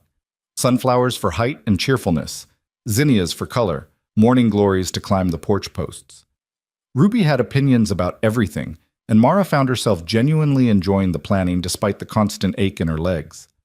When Caleb called Ruby for breakfast, the girl hesitated. Can I bring mine in here to eat with Mara? I think that would be lovely, Mara said before Caleb could answer. So Ruby brought her plate of eggs and biscuits and sat on the floor beside the bed, still talking between bites about the garden, about a hawk she'd seen yesterday, about how Mary Weaver's daughter had a new kitten and could they maybe get one too. Caleb watched from the doorway, something soft in his expression that made Mara's heart squeeze. This was what he'd wanted when he'd placed that advertisement. Not romance, not grand gestures, just this. A woman talking with his daughter about gardens and dreams while morning sun streamed through the window. The peaceful moment shattered when someone knocked hard on the front door. Caleb's expression shifted immediately to wariness. Stay here, he told them, moving to answer it. Mara heard voices in the front room, raised and agitated, a woman's voice sharp with distress. Then Caleb calling, Mara, I need you to hear this. Ruby's eyes went wide. Mara looked at the girl. Help me to the doorway? Together they managed it, Ruby supporting Mara's weight on one side while Mara hopped on her good leg, clinging to furniture with her free hand. By the time they reached the bedroom door, Mara was sweating and dizzy, but she could see into the front room where a young woman stood wringing her hands, tears streaming down her face. Mrs. Chen, Caleb was saying, slow down. Tell me again what happened. It's my husband, the woman sobbed. He went to check the fence line this morning. His horse came back without him. I found him at Willow Springs. He's hurt bad, Mr. Rourke. Fell off his horse. Hit his head. I tried to wake him, but I can't, and I don't know what to do. And Doc Harrison's gone to Buffalo Creek for 2 days, and I'm so scared. All right, Mrs. Chen. Let me get my horse. I'll go with you right now. But what if he dies before we get back? What if I did something wrong moving him to shade? What if... Mrs. Chen. Mara's voice cut through the panic. All eyes turned to her, leaning heavily in the doorway with Ruby propping her up. Listen to me. Did your husband have any bleeding from his head? Any blood in his ears or nose? Mrs. Chen blinked, thrown by the question. No, I don't think so. Just a lump on his forehead. Is he breathing steadily? Not gasping or irregular? Steadily, yes. Just, he won't wake up. That's good. That means his skull probably isn't fractured badly. The not waking up is concerning, but if you got him to shade and his breathing is steady, you bought him time. Mara's mind was racing, pulling up information from the medical books her mother had loved. Caleb, you need to check his pupils when you get there. If one is much larger than the other, that's bad. Means pressure on the brain. If they're the same size and responding to light, that's better. Caleb stared at her. How do you know this? My mother wanted to be a nurse before she married. She had medical texts. I read them. Mara turned back to Mrs. Chen. Keep him still. Don't move him more than necessary. Don't try to pour water down his throat if he's unconscious. He could choke. Just keep him cool and wait for him to wake naturally. And Mrs. Chen, people wake up from head injuries all the time. Try not to panic. Mrs. Chen was nodding frantically. Thank you, Mrs. Rourke. I didn't know what to do. I was so scared.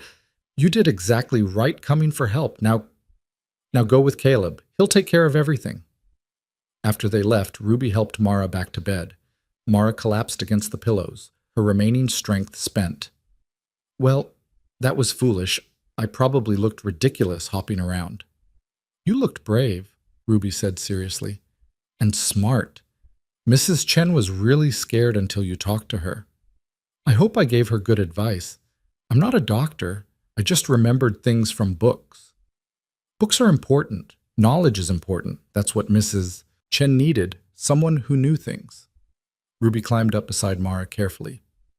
Can you teach me? About medical things? If you'd like to learn, I'd be happy to teach you, though I hope we don't have many more opportunities to practice. They spent the rest of the morning quietly. Ruby brought Treasure Island and asked Mara to read aloud, and they lost themselves in pirates and adventure while waiting for Caleb to return. He came back near noon, looking tired but relieved. Chen's going to be fine. Woke up about an hour after I got there. Confused and nauseous, but awake. Your advice was good, Mara. The pupils were equal. No fracture that I could see. Thank God. Mrs. Chen wanted me to thank you again. She said... He paused, a strange expression crossing his face. She said she's going to tell everyone in town how the new Mrs. Rourke saved her husband's life with her doctoring knowledge. Mara's stomach sank. I didn't save anyone. I just remembered some things from a book. Doesn't matter. That's the story she's telling. And in a town this size, by tomorrow everyone will know about it. Is that a problem? Caleb sat heavily in his chair. I don't know. Could go either way. Either people will respect you for it, or they'll say you were showing off, acting above your station. The Vales and their crowd won't like it. The Vales and their crowd can... Mara caught herself, glancing at Ruby. Can think whatever they like. But you don't want them thinking badly of you, Caleb said gently. Nobody wants that. No, Mara admitted. I don't. But I couldn't just stand there and do nothing while Mrs. Chen was falling apart with fear. I know, and I'm proud of you for helping. He reached over and squeezed her hand. Just be prepared. The town's going to have opinions. They always do. The opinions came faster than expected. By evening, Sam Weaver stopped by with news that Mrs. Chen had indeed been talking up Mara's knowledge all over town. By the next morning, 2 different women showed up asking Mara's advice about various ailments. One with a persistent cough, another worried about her pregnant daughter. Mara did her best to help, offering suggestions cautiously, always prefacing with, I'm not a doctor, but each person who came left satisfied, and the word spread further. On the 3rd day after the Chen incident, Mrs. Gertrude Vale appeared on the doorstep. Caleb answered the door with obvious reluctance. Mrs. Vale, what can I do for you? I'd like to speak with your wife, if I may, alone. Caleb's expression hardened. Whatever you have to say to Mara can be said with me present. Please, Mr. Rourke. I'm not here to cause trouble. I simply wish to speak with her privately, woman to woman. Something in her tone made Caleb hesitate. He looked back at Mara, questioning. Mara nodded slightly. She could handle Gertrude Vale. I'll be in the next room, Caleb said pointedly. If you need me, just call. After he left, Mrs. Vale approached the bed slowly, her usual imperious bearing slightly diminished. She looked older up close, tired around the eyes. Mrs. Rourke, she began formally, I owe you an apology. Mara blinked, caught completely off guard. I beg your pardon? When I came here before with Mrs. Summers and Miss Hart, I was cruel, judgmental. I implied impropriety where there was none, and I did it in front of your stepdaughter. That was wrong of me.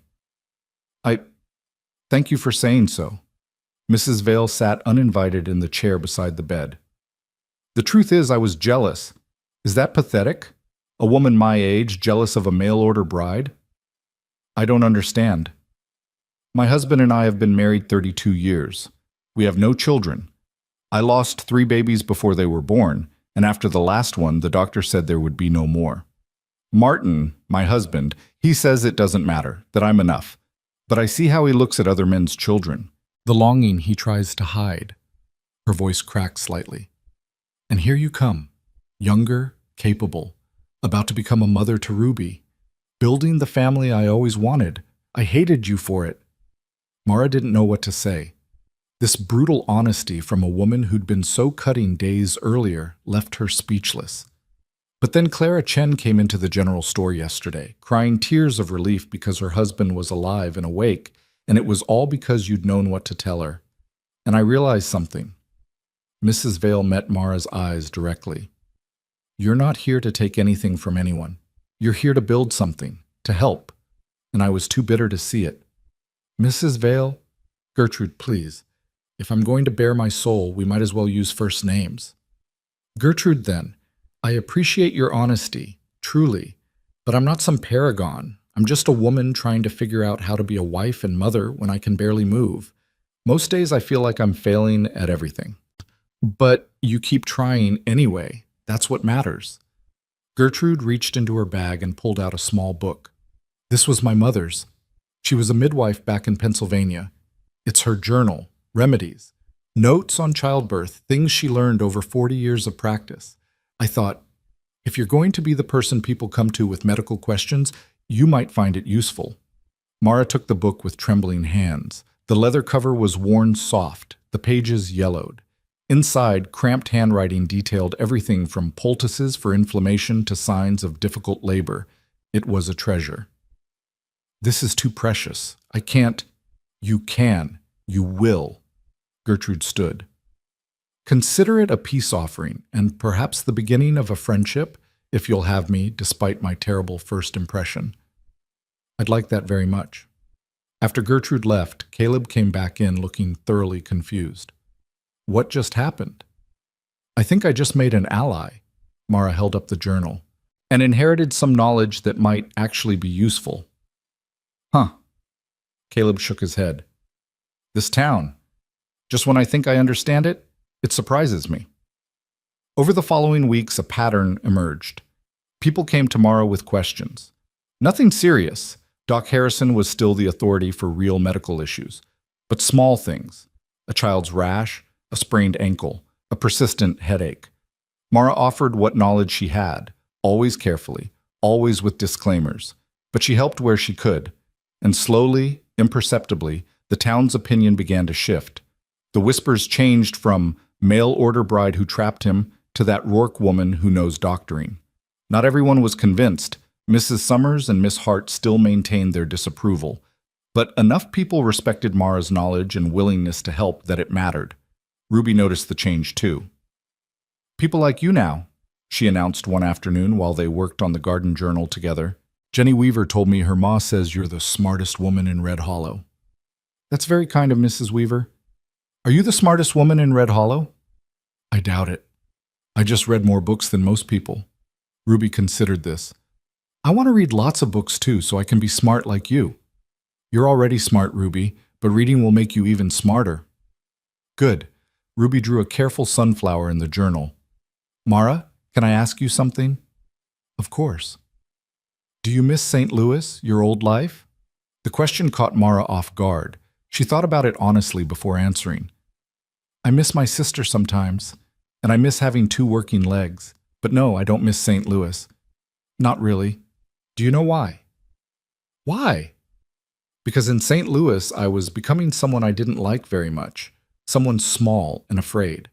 Someone who let other people make her choices. Here, even lying in this bed, I feel more like myself than I have in years. Ruby nodded slowly. I'm glad you came here, even though the wagon crashed, even though you got hurt. So am I, sweetheart. So am I. But not everything was smooth progress. Mara's legs healed slowly, and some days the pain was so intense she could barely think. There were nights when she woke Caleb with her crying, nights when she was short-tempered with Ruby, days when the walls of the bedroom felt like a prison. The worst day came 6 weeks after the wedding. Mara woke to find that the wound on her left leg had reopened slightly during the night, blood soaking through the bandages. The sight of it, the setback after weeks of slow progress, broke something inside her. It's never going to heal, she said flatly when Caleb came to check on her. I'm going to be like this forever. It's just a small setback. Doc Harrison said, I don't care what Doc Harrison said. I'm so tired, Caleb, so tired of being helpless, of having to ask for help with everything, of being a burden. You're not, don't. Her voice was sharp. Don't tell me I'm not a burden. We both know I am. You can't work the ranch properly because you're always here tending to me. Ruby can't have a normal childhood because her new mother is bedridden. I can't even consummate our marriage because my legs are broken. How is that not a burden? The words hung in the air, brutal and raw. Ruby, standing in the doorway with breakfast, heard everything. Her face crumpled. Ruby, Mara started, but the girl was already running, the plate clattering to the floor. I'll go, Caleb said quietly. He left Mara alone with her pain and her shame. She could hear him in Ruby's room, his voice low and comforting. Ruby's sobs. More talking. Eventually, silence. When Caleb returned, his expression was carefully neutral. She'll be all right. She's young. She doesn't really understand what you meant about consummating. She just knows you're unhappy and she thinks it's her fault somehow. God. Mara covered her face with her hands. I'm sorry. I'm so sorry. I didn't mean for her to hear. I didn't mean any of it. Didn't you? Caleb sat down, and for the first time since she'd known him, he sounded tired, truly tired. Mara, I know this is hard. I know you're in pain and frustrated and scared, but you can't take it out on us. Ruby's just a child, and I'm doing the best I can. I know you are. Tears streamed down Mara's face. I don't know what's wrong with me. Some days I'm fine, and then days like today I just break. And I say terrible things I don't mean. Then tell Ruby that. Tell her you were hurting and scared and you said something you didn't mean. She'll forgive you. Children are good at forgiveness. What about you? Do you forgive me? Caleb was quiet for a long moment. I'm not angry, just worried. Worried that you're giving up, that the woman who dragged herself through the desert is letting pain win. Maybe she should. Maybe pain deserves to win sometimes. No, Caleb's voice was firm. Pain doesn't get to win. Not in this house. Not while I'm still standing. He moved to the bed, took her hands in his. Listen to me. You are not a burden. You are my wife. You are Ruby's mother. You're valuable and wanted and needed. Not despite your limitations, but as a complete person who happens to have broken legs right now. Do you understand? I'm trying to. Try harder, because Ruby needs you to be strong, and so do I. Mara nodded, wiping her eyes. I need to apologize to her. Yes, you do. Ruby came back into the room slowly, cautiously. Her eyes were red, but she'd stopped crying. Mara held out her arms, and after a moment's hesitation, Ruby came to the bed. I'm sorry, Mara said, holding the girl close. I said something very unkind. I was hurting and tired, but that's no excuse. You are not a burden. You are a joy, the best part of every day. Do you believe me? Ruby nodded against Mara's shoulder. Are you going to leave? When your legs get better? What? No. Ruby, no. Why would you think that? Because you sounded sad, like you didn't want to be here anymore. Mara's heart shattered. She pulled back so she could look Ruby in the eyes. I am sad sometimes, and frustrated, but never because of you or your father, only because of my injuries. And even on my saddest days, I want to be here. I want to be your mother. I chose this family, Ruby, and I'm not going anywhere. Promise? I promise. Ruby studied her face, looking for lies, then finally relaxed. Okay, I believe you. After Ruby left to do her chores, Mara lay back exhausted. Caleb remained beside the bed, watching her. That was hard, he said finally. It was necessary. I scared her. You scared both of us a little. I'm sorry. I know. He paused. Mara, I think you need to talk to someone. Mary, maybe, or Gertrude. Someone who understands what it's like to feel trapped by circumstances. What good would talking do? Maybe none. Maybe a lot. But keeping everything inside until it explodes isn't working. His voice gentled. I can't fix this for you. I can set your bones and bring you food and help you move around, but I can't fix what's happening in here. He touched her forehead gently. You have to do that work yourself, but you don't have to do it alone. Mara caught his hand, held it against her cheek. How did you get so wise? 6 years of single parenthood teaches you things. I'll talk to Mary. Or Gertrude. Someone. Good. He stood. I need to check the fence line. Will you be all right for a few hours? I'll manage. Caleb? Yeah? Thank you. For not giving up on me even when I'm giving up on myself. That's what marriage means. We take turns being strong. He smiled slightly. Today it's my turn. Tomorrow it might be yours. After he left, Mara lay in the quiet room and tried to find that strength he seemed so sure she possessed. The woman who'd survived the desert felt very far away right now. But maybe that was all right. Maybe strength wasn't about never breaking down. Maybe it was about breaking down and then finding the will to piece yourself back together, again and again, as many times as it took. Outside the window, she could hear Ruby singing one of her made-up songs while she weeded the garden. The words were nonsense, but the melody was sweet. Mara closed her eyes and let the sound wash over her, a reminder of what she was fighting for. Not just to walk again, but to be present for this life she'd chosen. To be the mother Ruby deserved, to be the wife Caleb needed, to be the woman she'd promised herself she would become. It wouldn't be easy. Some days, like today, it would be nearly impossible. But she would keep trying, because the alternative, giving up, letting pain win, meant losing everything that mattered. And she hadn't survived the desert just to surrender now. The conversation with the Mary Weaver came 2 days later, when the woman stopped by with fresh bread and an offer that felt like providence. I heard you had a rough morning the other day, Mary said, settling into the chair beside Mara's bed with the ease of someone comfortable in their own skin. Ruby told my Jenny that you were sad. Mara's cheeks flushed. I shouldn't have let her see me like that. Why not? You think children don't know when adults are hurting? Mary shook her head. My Jenny's seen me cry plenty of times. Over babies I lost, over hard winters, over my father passing. Didn't damage her none. Maybe even taught her something about being human. I told her I was a burden, that I couldn't even... Mara stopped, the words too embarrassing to repeat. That you couldn't be a proper wife to Caleb? Mary finished bluntly. Honey, if you think a marriage is only about what happens in a bed, you've got a lot to learn. My Sam and I went nearly a year after our second was born before we could be intimate again. Women's bodies need time to heal, so do broken bones, I imagine. The casual way Mary discussed it made something loosen in Mara's chest. Did you feel useless during that time? Every single day. I'd watch Sam working himself to exhaustion while I could barely climb the stairs without hurting. I'd see other women at church, standing and socializing, while I had to sit because standing too long made me bleed. It was hell, Mara, pure hell. Mary leaned forward. But you know what I learned? My worth wasn't tied to what my body could do. It was tied to who I was.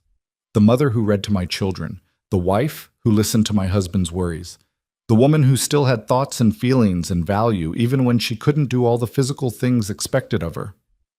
How did you stop feeling like a burden? I didn't, not completely. Some days I still feel it. Mary's honesty was refreshing. But I started looking for ways I could contribute that didn't require a working body. I taught Jenny her letters when she was barely 3. I mended every piece of clothing in the house, even one-handed. I planned menus that would stretch our food supplies. Small things, but they mattered.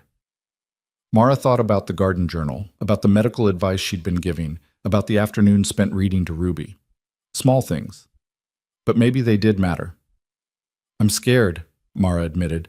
Scared that when my legs finally heal, Caleb will realize he married someone he doesn't really know. That the crisis brought us together, but ordinary life will tear us apart. Could happen, Mary said pragmatically. Marriage is a gamble, however you start it.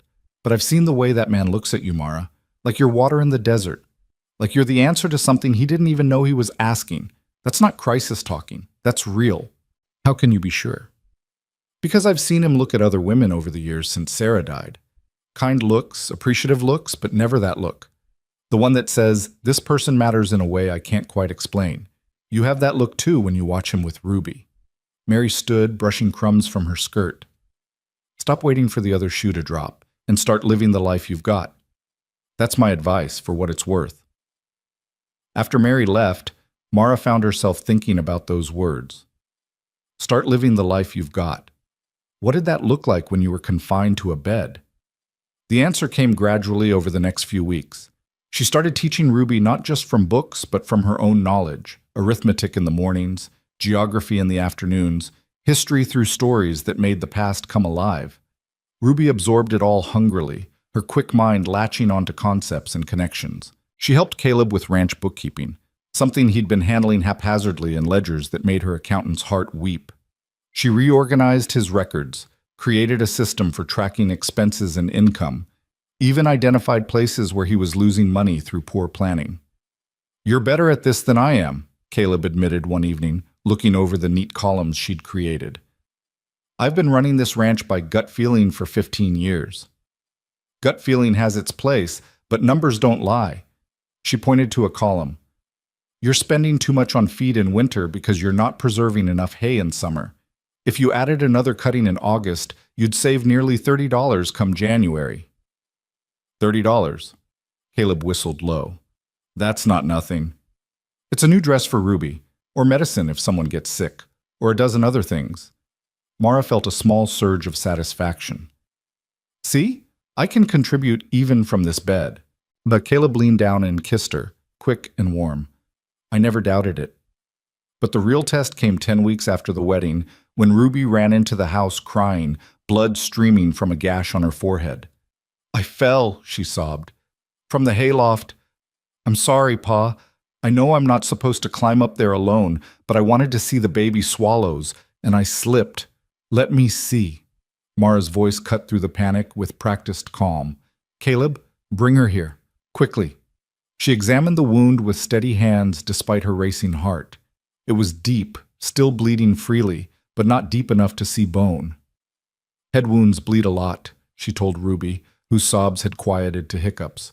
It looks worse than it is, but we need to clean it and probably stitch it.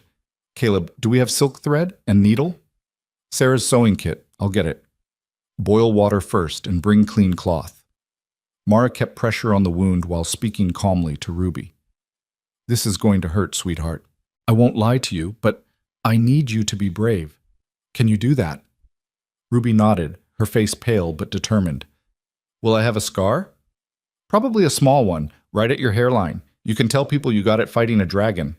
Despite everything, Ruby giggled wetly. There aren't any dragons in Wyoming. Then we'll say you were very brave during a medical procedure. That's just as impressive. Caleb returned with supplies, his face drawn with worry. Mara walked him through preparing everything, then positioned Ruby so the light fell directly on the wound.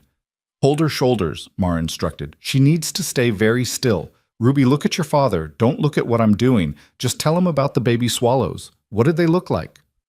While Ruby described the birds in a trembling voice, Mara cleaned the wound thoroughly, then threaded the needle with hands that were remarkably steady. She'd never done this before, only read about it in Gertrude's mother's journal and medical texts.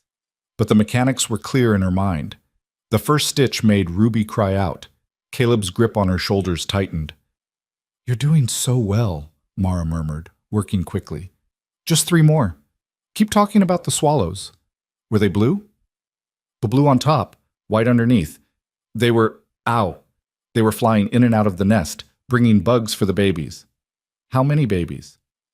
4, small and fluffy. Ruby gasped as Mara tied off the final stitch. "Is it done?" "All done. You were incredibly brave."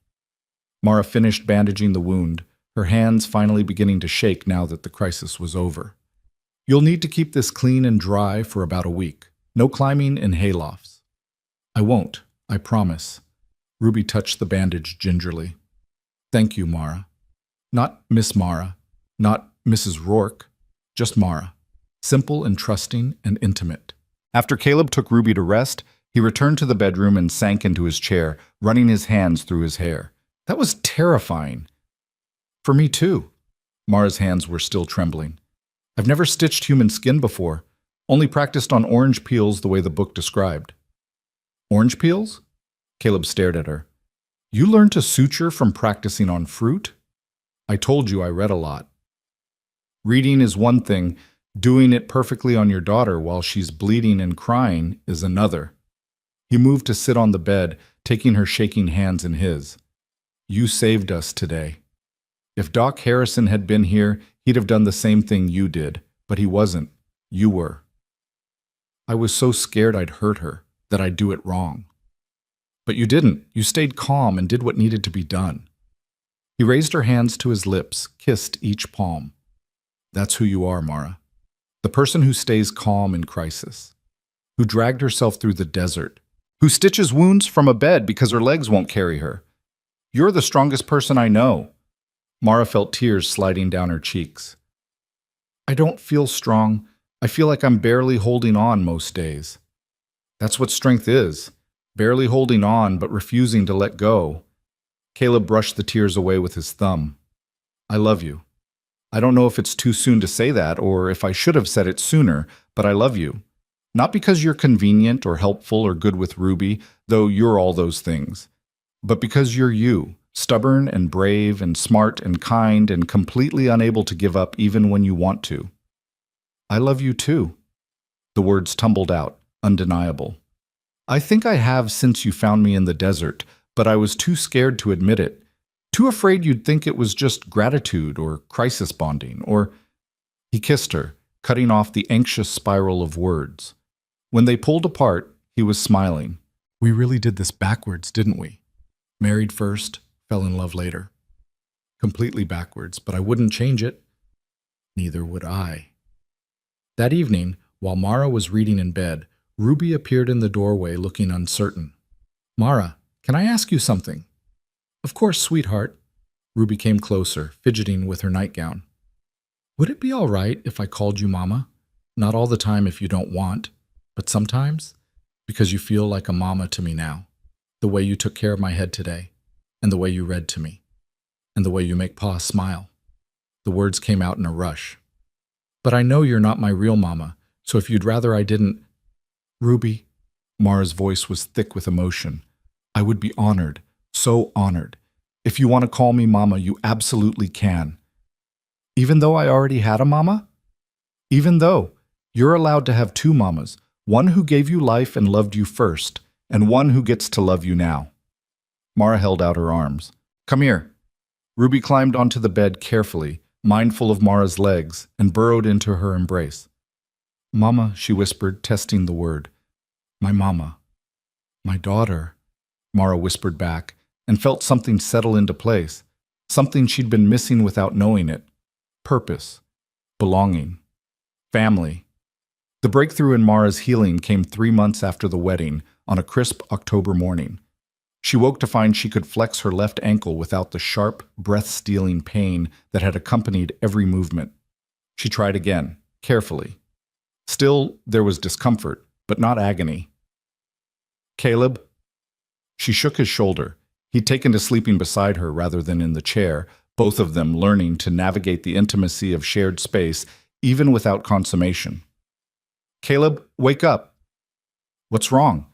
He was alert instantly, years of single parenthood making him a light sleeper. Nothing's wrong. Look! She moved her ankle again, then her toes. The swelling's finally gone down. I can move it. He sat up, examining her leg with careful hands. The bone had knit solidly, the wound long since healed to an angry pink scar. Doc Harrison said it would be at least 4 months before you could try walking. We shouldn't rush it. I know, but this is progress. Real progress. She couldn't keep the excitement from her voice. What if I could stand by Christmas? What if I could take steps by spring? Then we'll be there for every wobbling attempt. He kissed her forehead. Don't push too hard. I don't want you re-injuring yourself. But Mara was already planning. Exercises she'd read about. Ways to strengthen the muscles that had atrophied during months of bed rest. Small goals that would add up to the larger goal of walking again. Doc Harrison came to check on her progress 2 days later, and his examination was thorough. Remarkable, he said finally. The bones have healed cleanly. Better than I expected, honestly. You can start trying to bear weight, but carefully, a few minutes at a time, using a crutch or leaning on furniture. When can I walk without support? Months still. Maybe by spring, like you said. But this is good news, Mara. Real good news. That afternoon, with Caleb on one side and Ruby on the other, Mara stood for the first time in 3 months.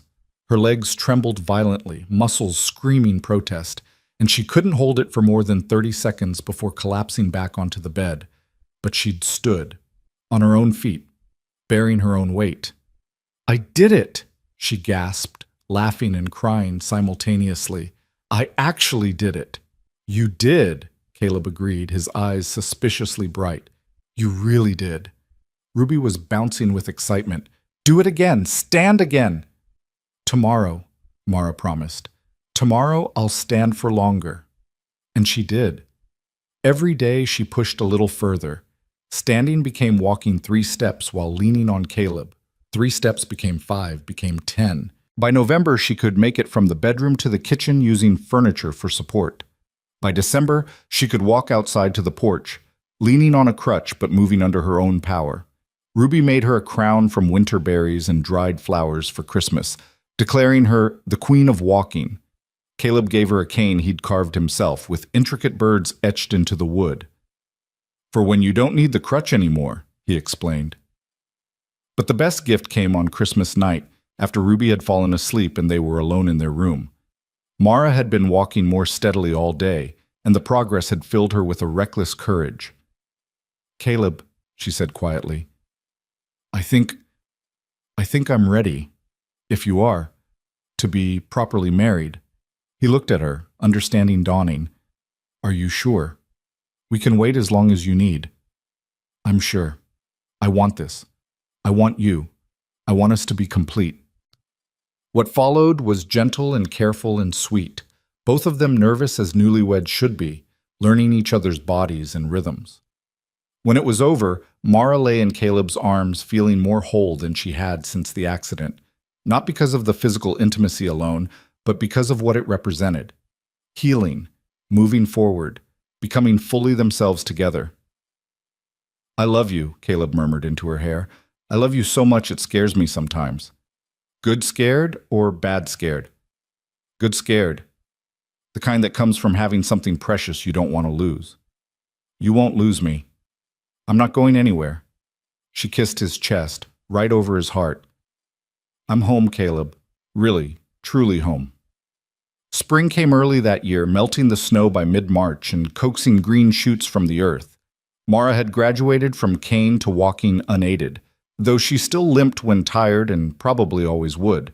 But she could walk to the garden, could stand at the stove to cook, could run, slowly, awkwardly, but actually run, when Ruby called for her from the yard. The garden they'd planned so carefully during Mara's bedridden months became reality under her hands and Ruby's eager help. Sunflowers climbed toward the sky. Zinnias splashed color across the beds. Morning glories wound up the porch post just as they'd imagined, and in the vegetable patch, corn and beans and squash thrived under their care. "It's perfect," Ruby declared one afternoon, standing amid the flowers with dirt under her fingernails and joy on her face. "Exactly like we planned." "It is, isn't it?" Mara surveyed their work with satisfaction. "Your mother would be proud. You've created something beautiful." "We created it, together." Ruby slipped her hand into Mara's. "Will you tell me about your sister sometime? The one you left in St. Louis?" "Would you like that?" "I would, because she's part of you, and I want to know all your parts." So that evening, sitting on the porch while Caleb worked in the barn and sunset painted the sky gold and pink, Mara told Ruby about Lily, about the sister she'd protected and raised and ultimately left behind, about the guilt she still carried, about the letter she'd written 6 months ago that had never been answered. "Maybe she's angry with me," Mara said softly, "for leaving her. Or maybe she's proud of you," Ruby suggested, "for being brave enough to choose your own life. You're wise beyond your years, you know that? I have a very good teacher." Ruby leaned against Mara's shoulder. "Mama, I'm glad you came here, even though the wagon crashed, even though you got hurt. I'm glad it was you who answered Pa's advertisement."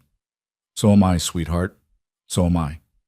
The real test of everything they'd built came in late April, when Theodore Grimsby arrived in Red Hollow. Caleb came home mid-morning with a grim expression. "There's a man in town asking about you, well-dressed, from back east. Says his name is Theodore Grimsby, and he's looking for Mara Ellington. Claims to be your fiancée." The blood drained from Mara's face. "That's impossible. I refused his proposal, twice." "He's telling people you ran away, that you owe him an explanation. He's staying at the hotel and making quite a scene about the improper woman who abandoned her responsibilities." Fear clawed at Mara's throat, the old terror she'd felt in St. Louis. But beneath it, something else stirred. Anger. She'd built a life here, a real life, and she'd be damned if Theodore Grimsby would take it from her. "I'm going to town," she said, standing. "Right now. No, he doesn't get to come here and spread lies about me. Not in the town where I live, not where Ruby might hear them." Her voice was steel. "I'm going to face him, and I'm going to end this." Caleb studied her face, then nodded. "Then I'm coming with you." "So is Ruby, if you want her there." "I do. I want him to see what I chose, what I built, the family I have now." They rode into town together, Mara on Buck behind Caleb, Ruby on her pony beside them. Mara's legs ached from the ride, but she ignored it, focused on what needed to be done. Theodore Grimsby stood on the porch of the hotel, exactly as she remembered, handsome in a polished way, well-dressed, confident. When he saw her, his face lit up with false relief. "Mara, thank God, I've been so worried." "Don't." She dismounted, limping slightly, and walked toward him with her head high. "Don't pretend this is about worry. What are you doing here, Theodore?" His expression shifted, calculation replacing concern. "I came to bring you home. Your father is beside himself. Your stepmother is distraught. You left without a word. I left with many words. In a letter I placed on my father's desk. Did he not share it with you?" Theodore's jaw tightened. "A letter saying you were running away to marry a stranger. Hardly a rational decision?" "It was the most rational decision of my life." Mara gestured to Caleb and Ruby, who joined her. "This is my husband, Caleb Rourke, and this is my daughter Ruby. My family." "Your daughter?" Theodore's laugh was ugly. "You've been here, what, 6 months, and you're playing house with a cowboy and his brat?" Caleb stepped forward, his face dark with anger, but Mara put a hand on his arm. "This is my fight." She turned back to Theodore, and her voice carried across the street where people had gathered to watch. "You don't get to come here and insult my family. You don't get to spread lies about me. I never agreed to marry you, Theodore. I refused you. Twice. You couldn't accept that, so you tried to force my hand through manipulation and threats. I left St. Louis to escape that. I answered an advertisement and came to Wyoming to build a life on my own terms." "A life with a stranger? That's madness. Is it?" "Because that stranger rode through the desert to find me when I was dying. He nursed me through fever. He married me when I couldn't walk. He gave me a home and a daughter and a purpose." Her voice rose. "You never asked what I wanted, Theodore. You assumed I'd fall in line because that's what women do in your world. But I didn't. I chose differently, and that choice was mine to make, not yours." Theodore's face flushed with anger and humiliation. Around them, townspeople watched with obvious approval. Mrs. Chen was nodding. Gertrude Vale had tears in her eyes. Even old Hoskins from the depot was grinning. "You'll regret this," Theodore said coldly. "Living in poverty with a rancher, raising his child. You could have had everything in St. Louis." "I have everything here." Mara reached for Caleb's hand, then Ruby's. "Everything that matters, anyway. Go home, Theodore. Tell my father I'm happy. Tell my stepmother I'm exactly where I want to be. And tell yourself whatever story you need to make sense of a woman who dared to say no to you." Theodore stared at her for a long moment, then turned and stalked into the hotel. The crowd burst into spontaneous applause. "That was the most magnificent thing I've ever seen," Gertrude said, appearing at Mara's elbow. "The way you stood up to him, the way you claimed your choices. Magnificent." "I was terrified," Mara admitted, her legs suddenly shaking. "Courage and fear aren't opposites, dear. They're companions." Gertrude squeezed her arm. "You were both terrified and brave. That's the best kind of courage." That evening, back at the ranch, Mara sat on the porch with Caleb while Ruby played with a kitten they'd finally acquired. The confrontation with Theodore had left her drained, but also strangely lighter, as if a weight she'd been carrying had finally lifted. "Do you think he'll leave?" she asked.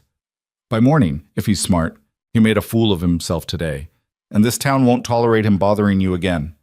Caleb pulled her close. "You were incredible, by the way you stood there and told him exactly who you are. Who we are.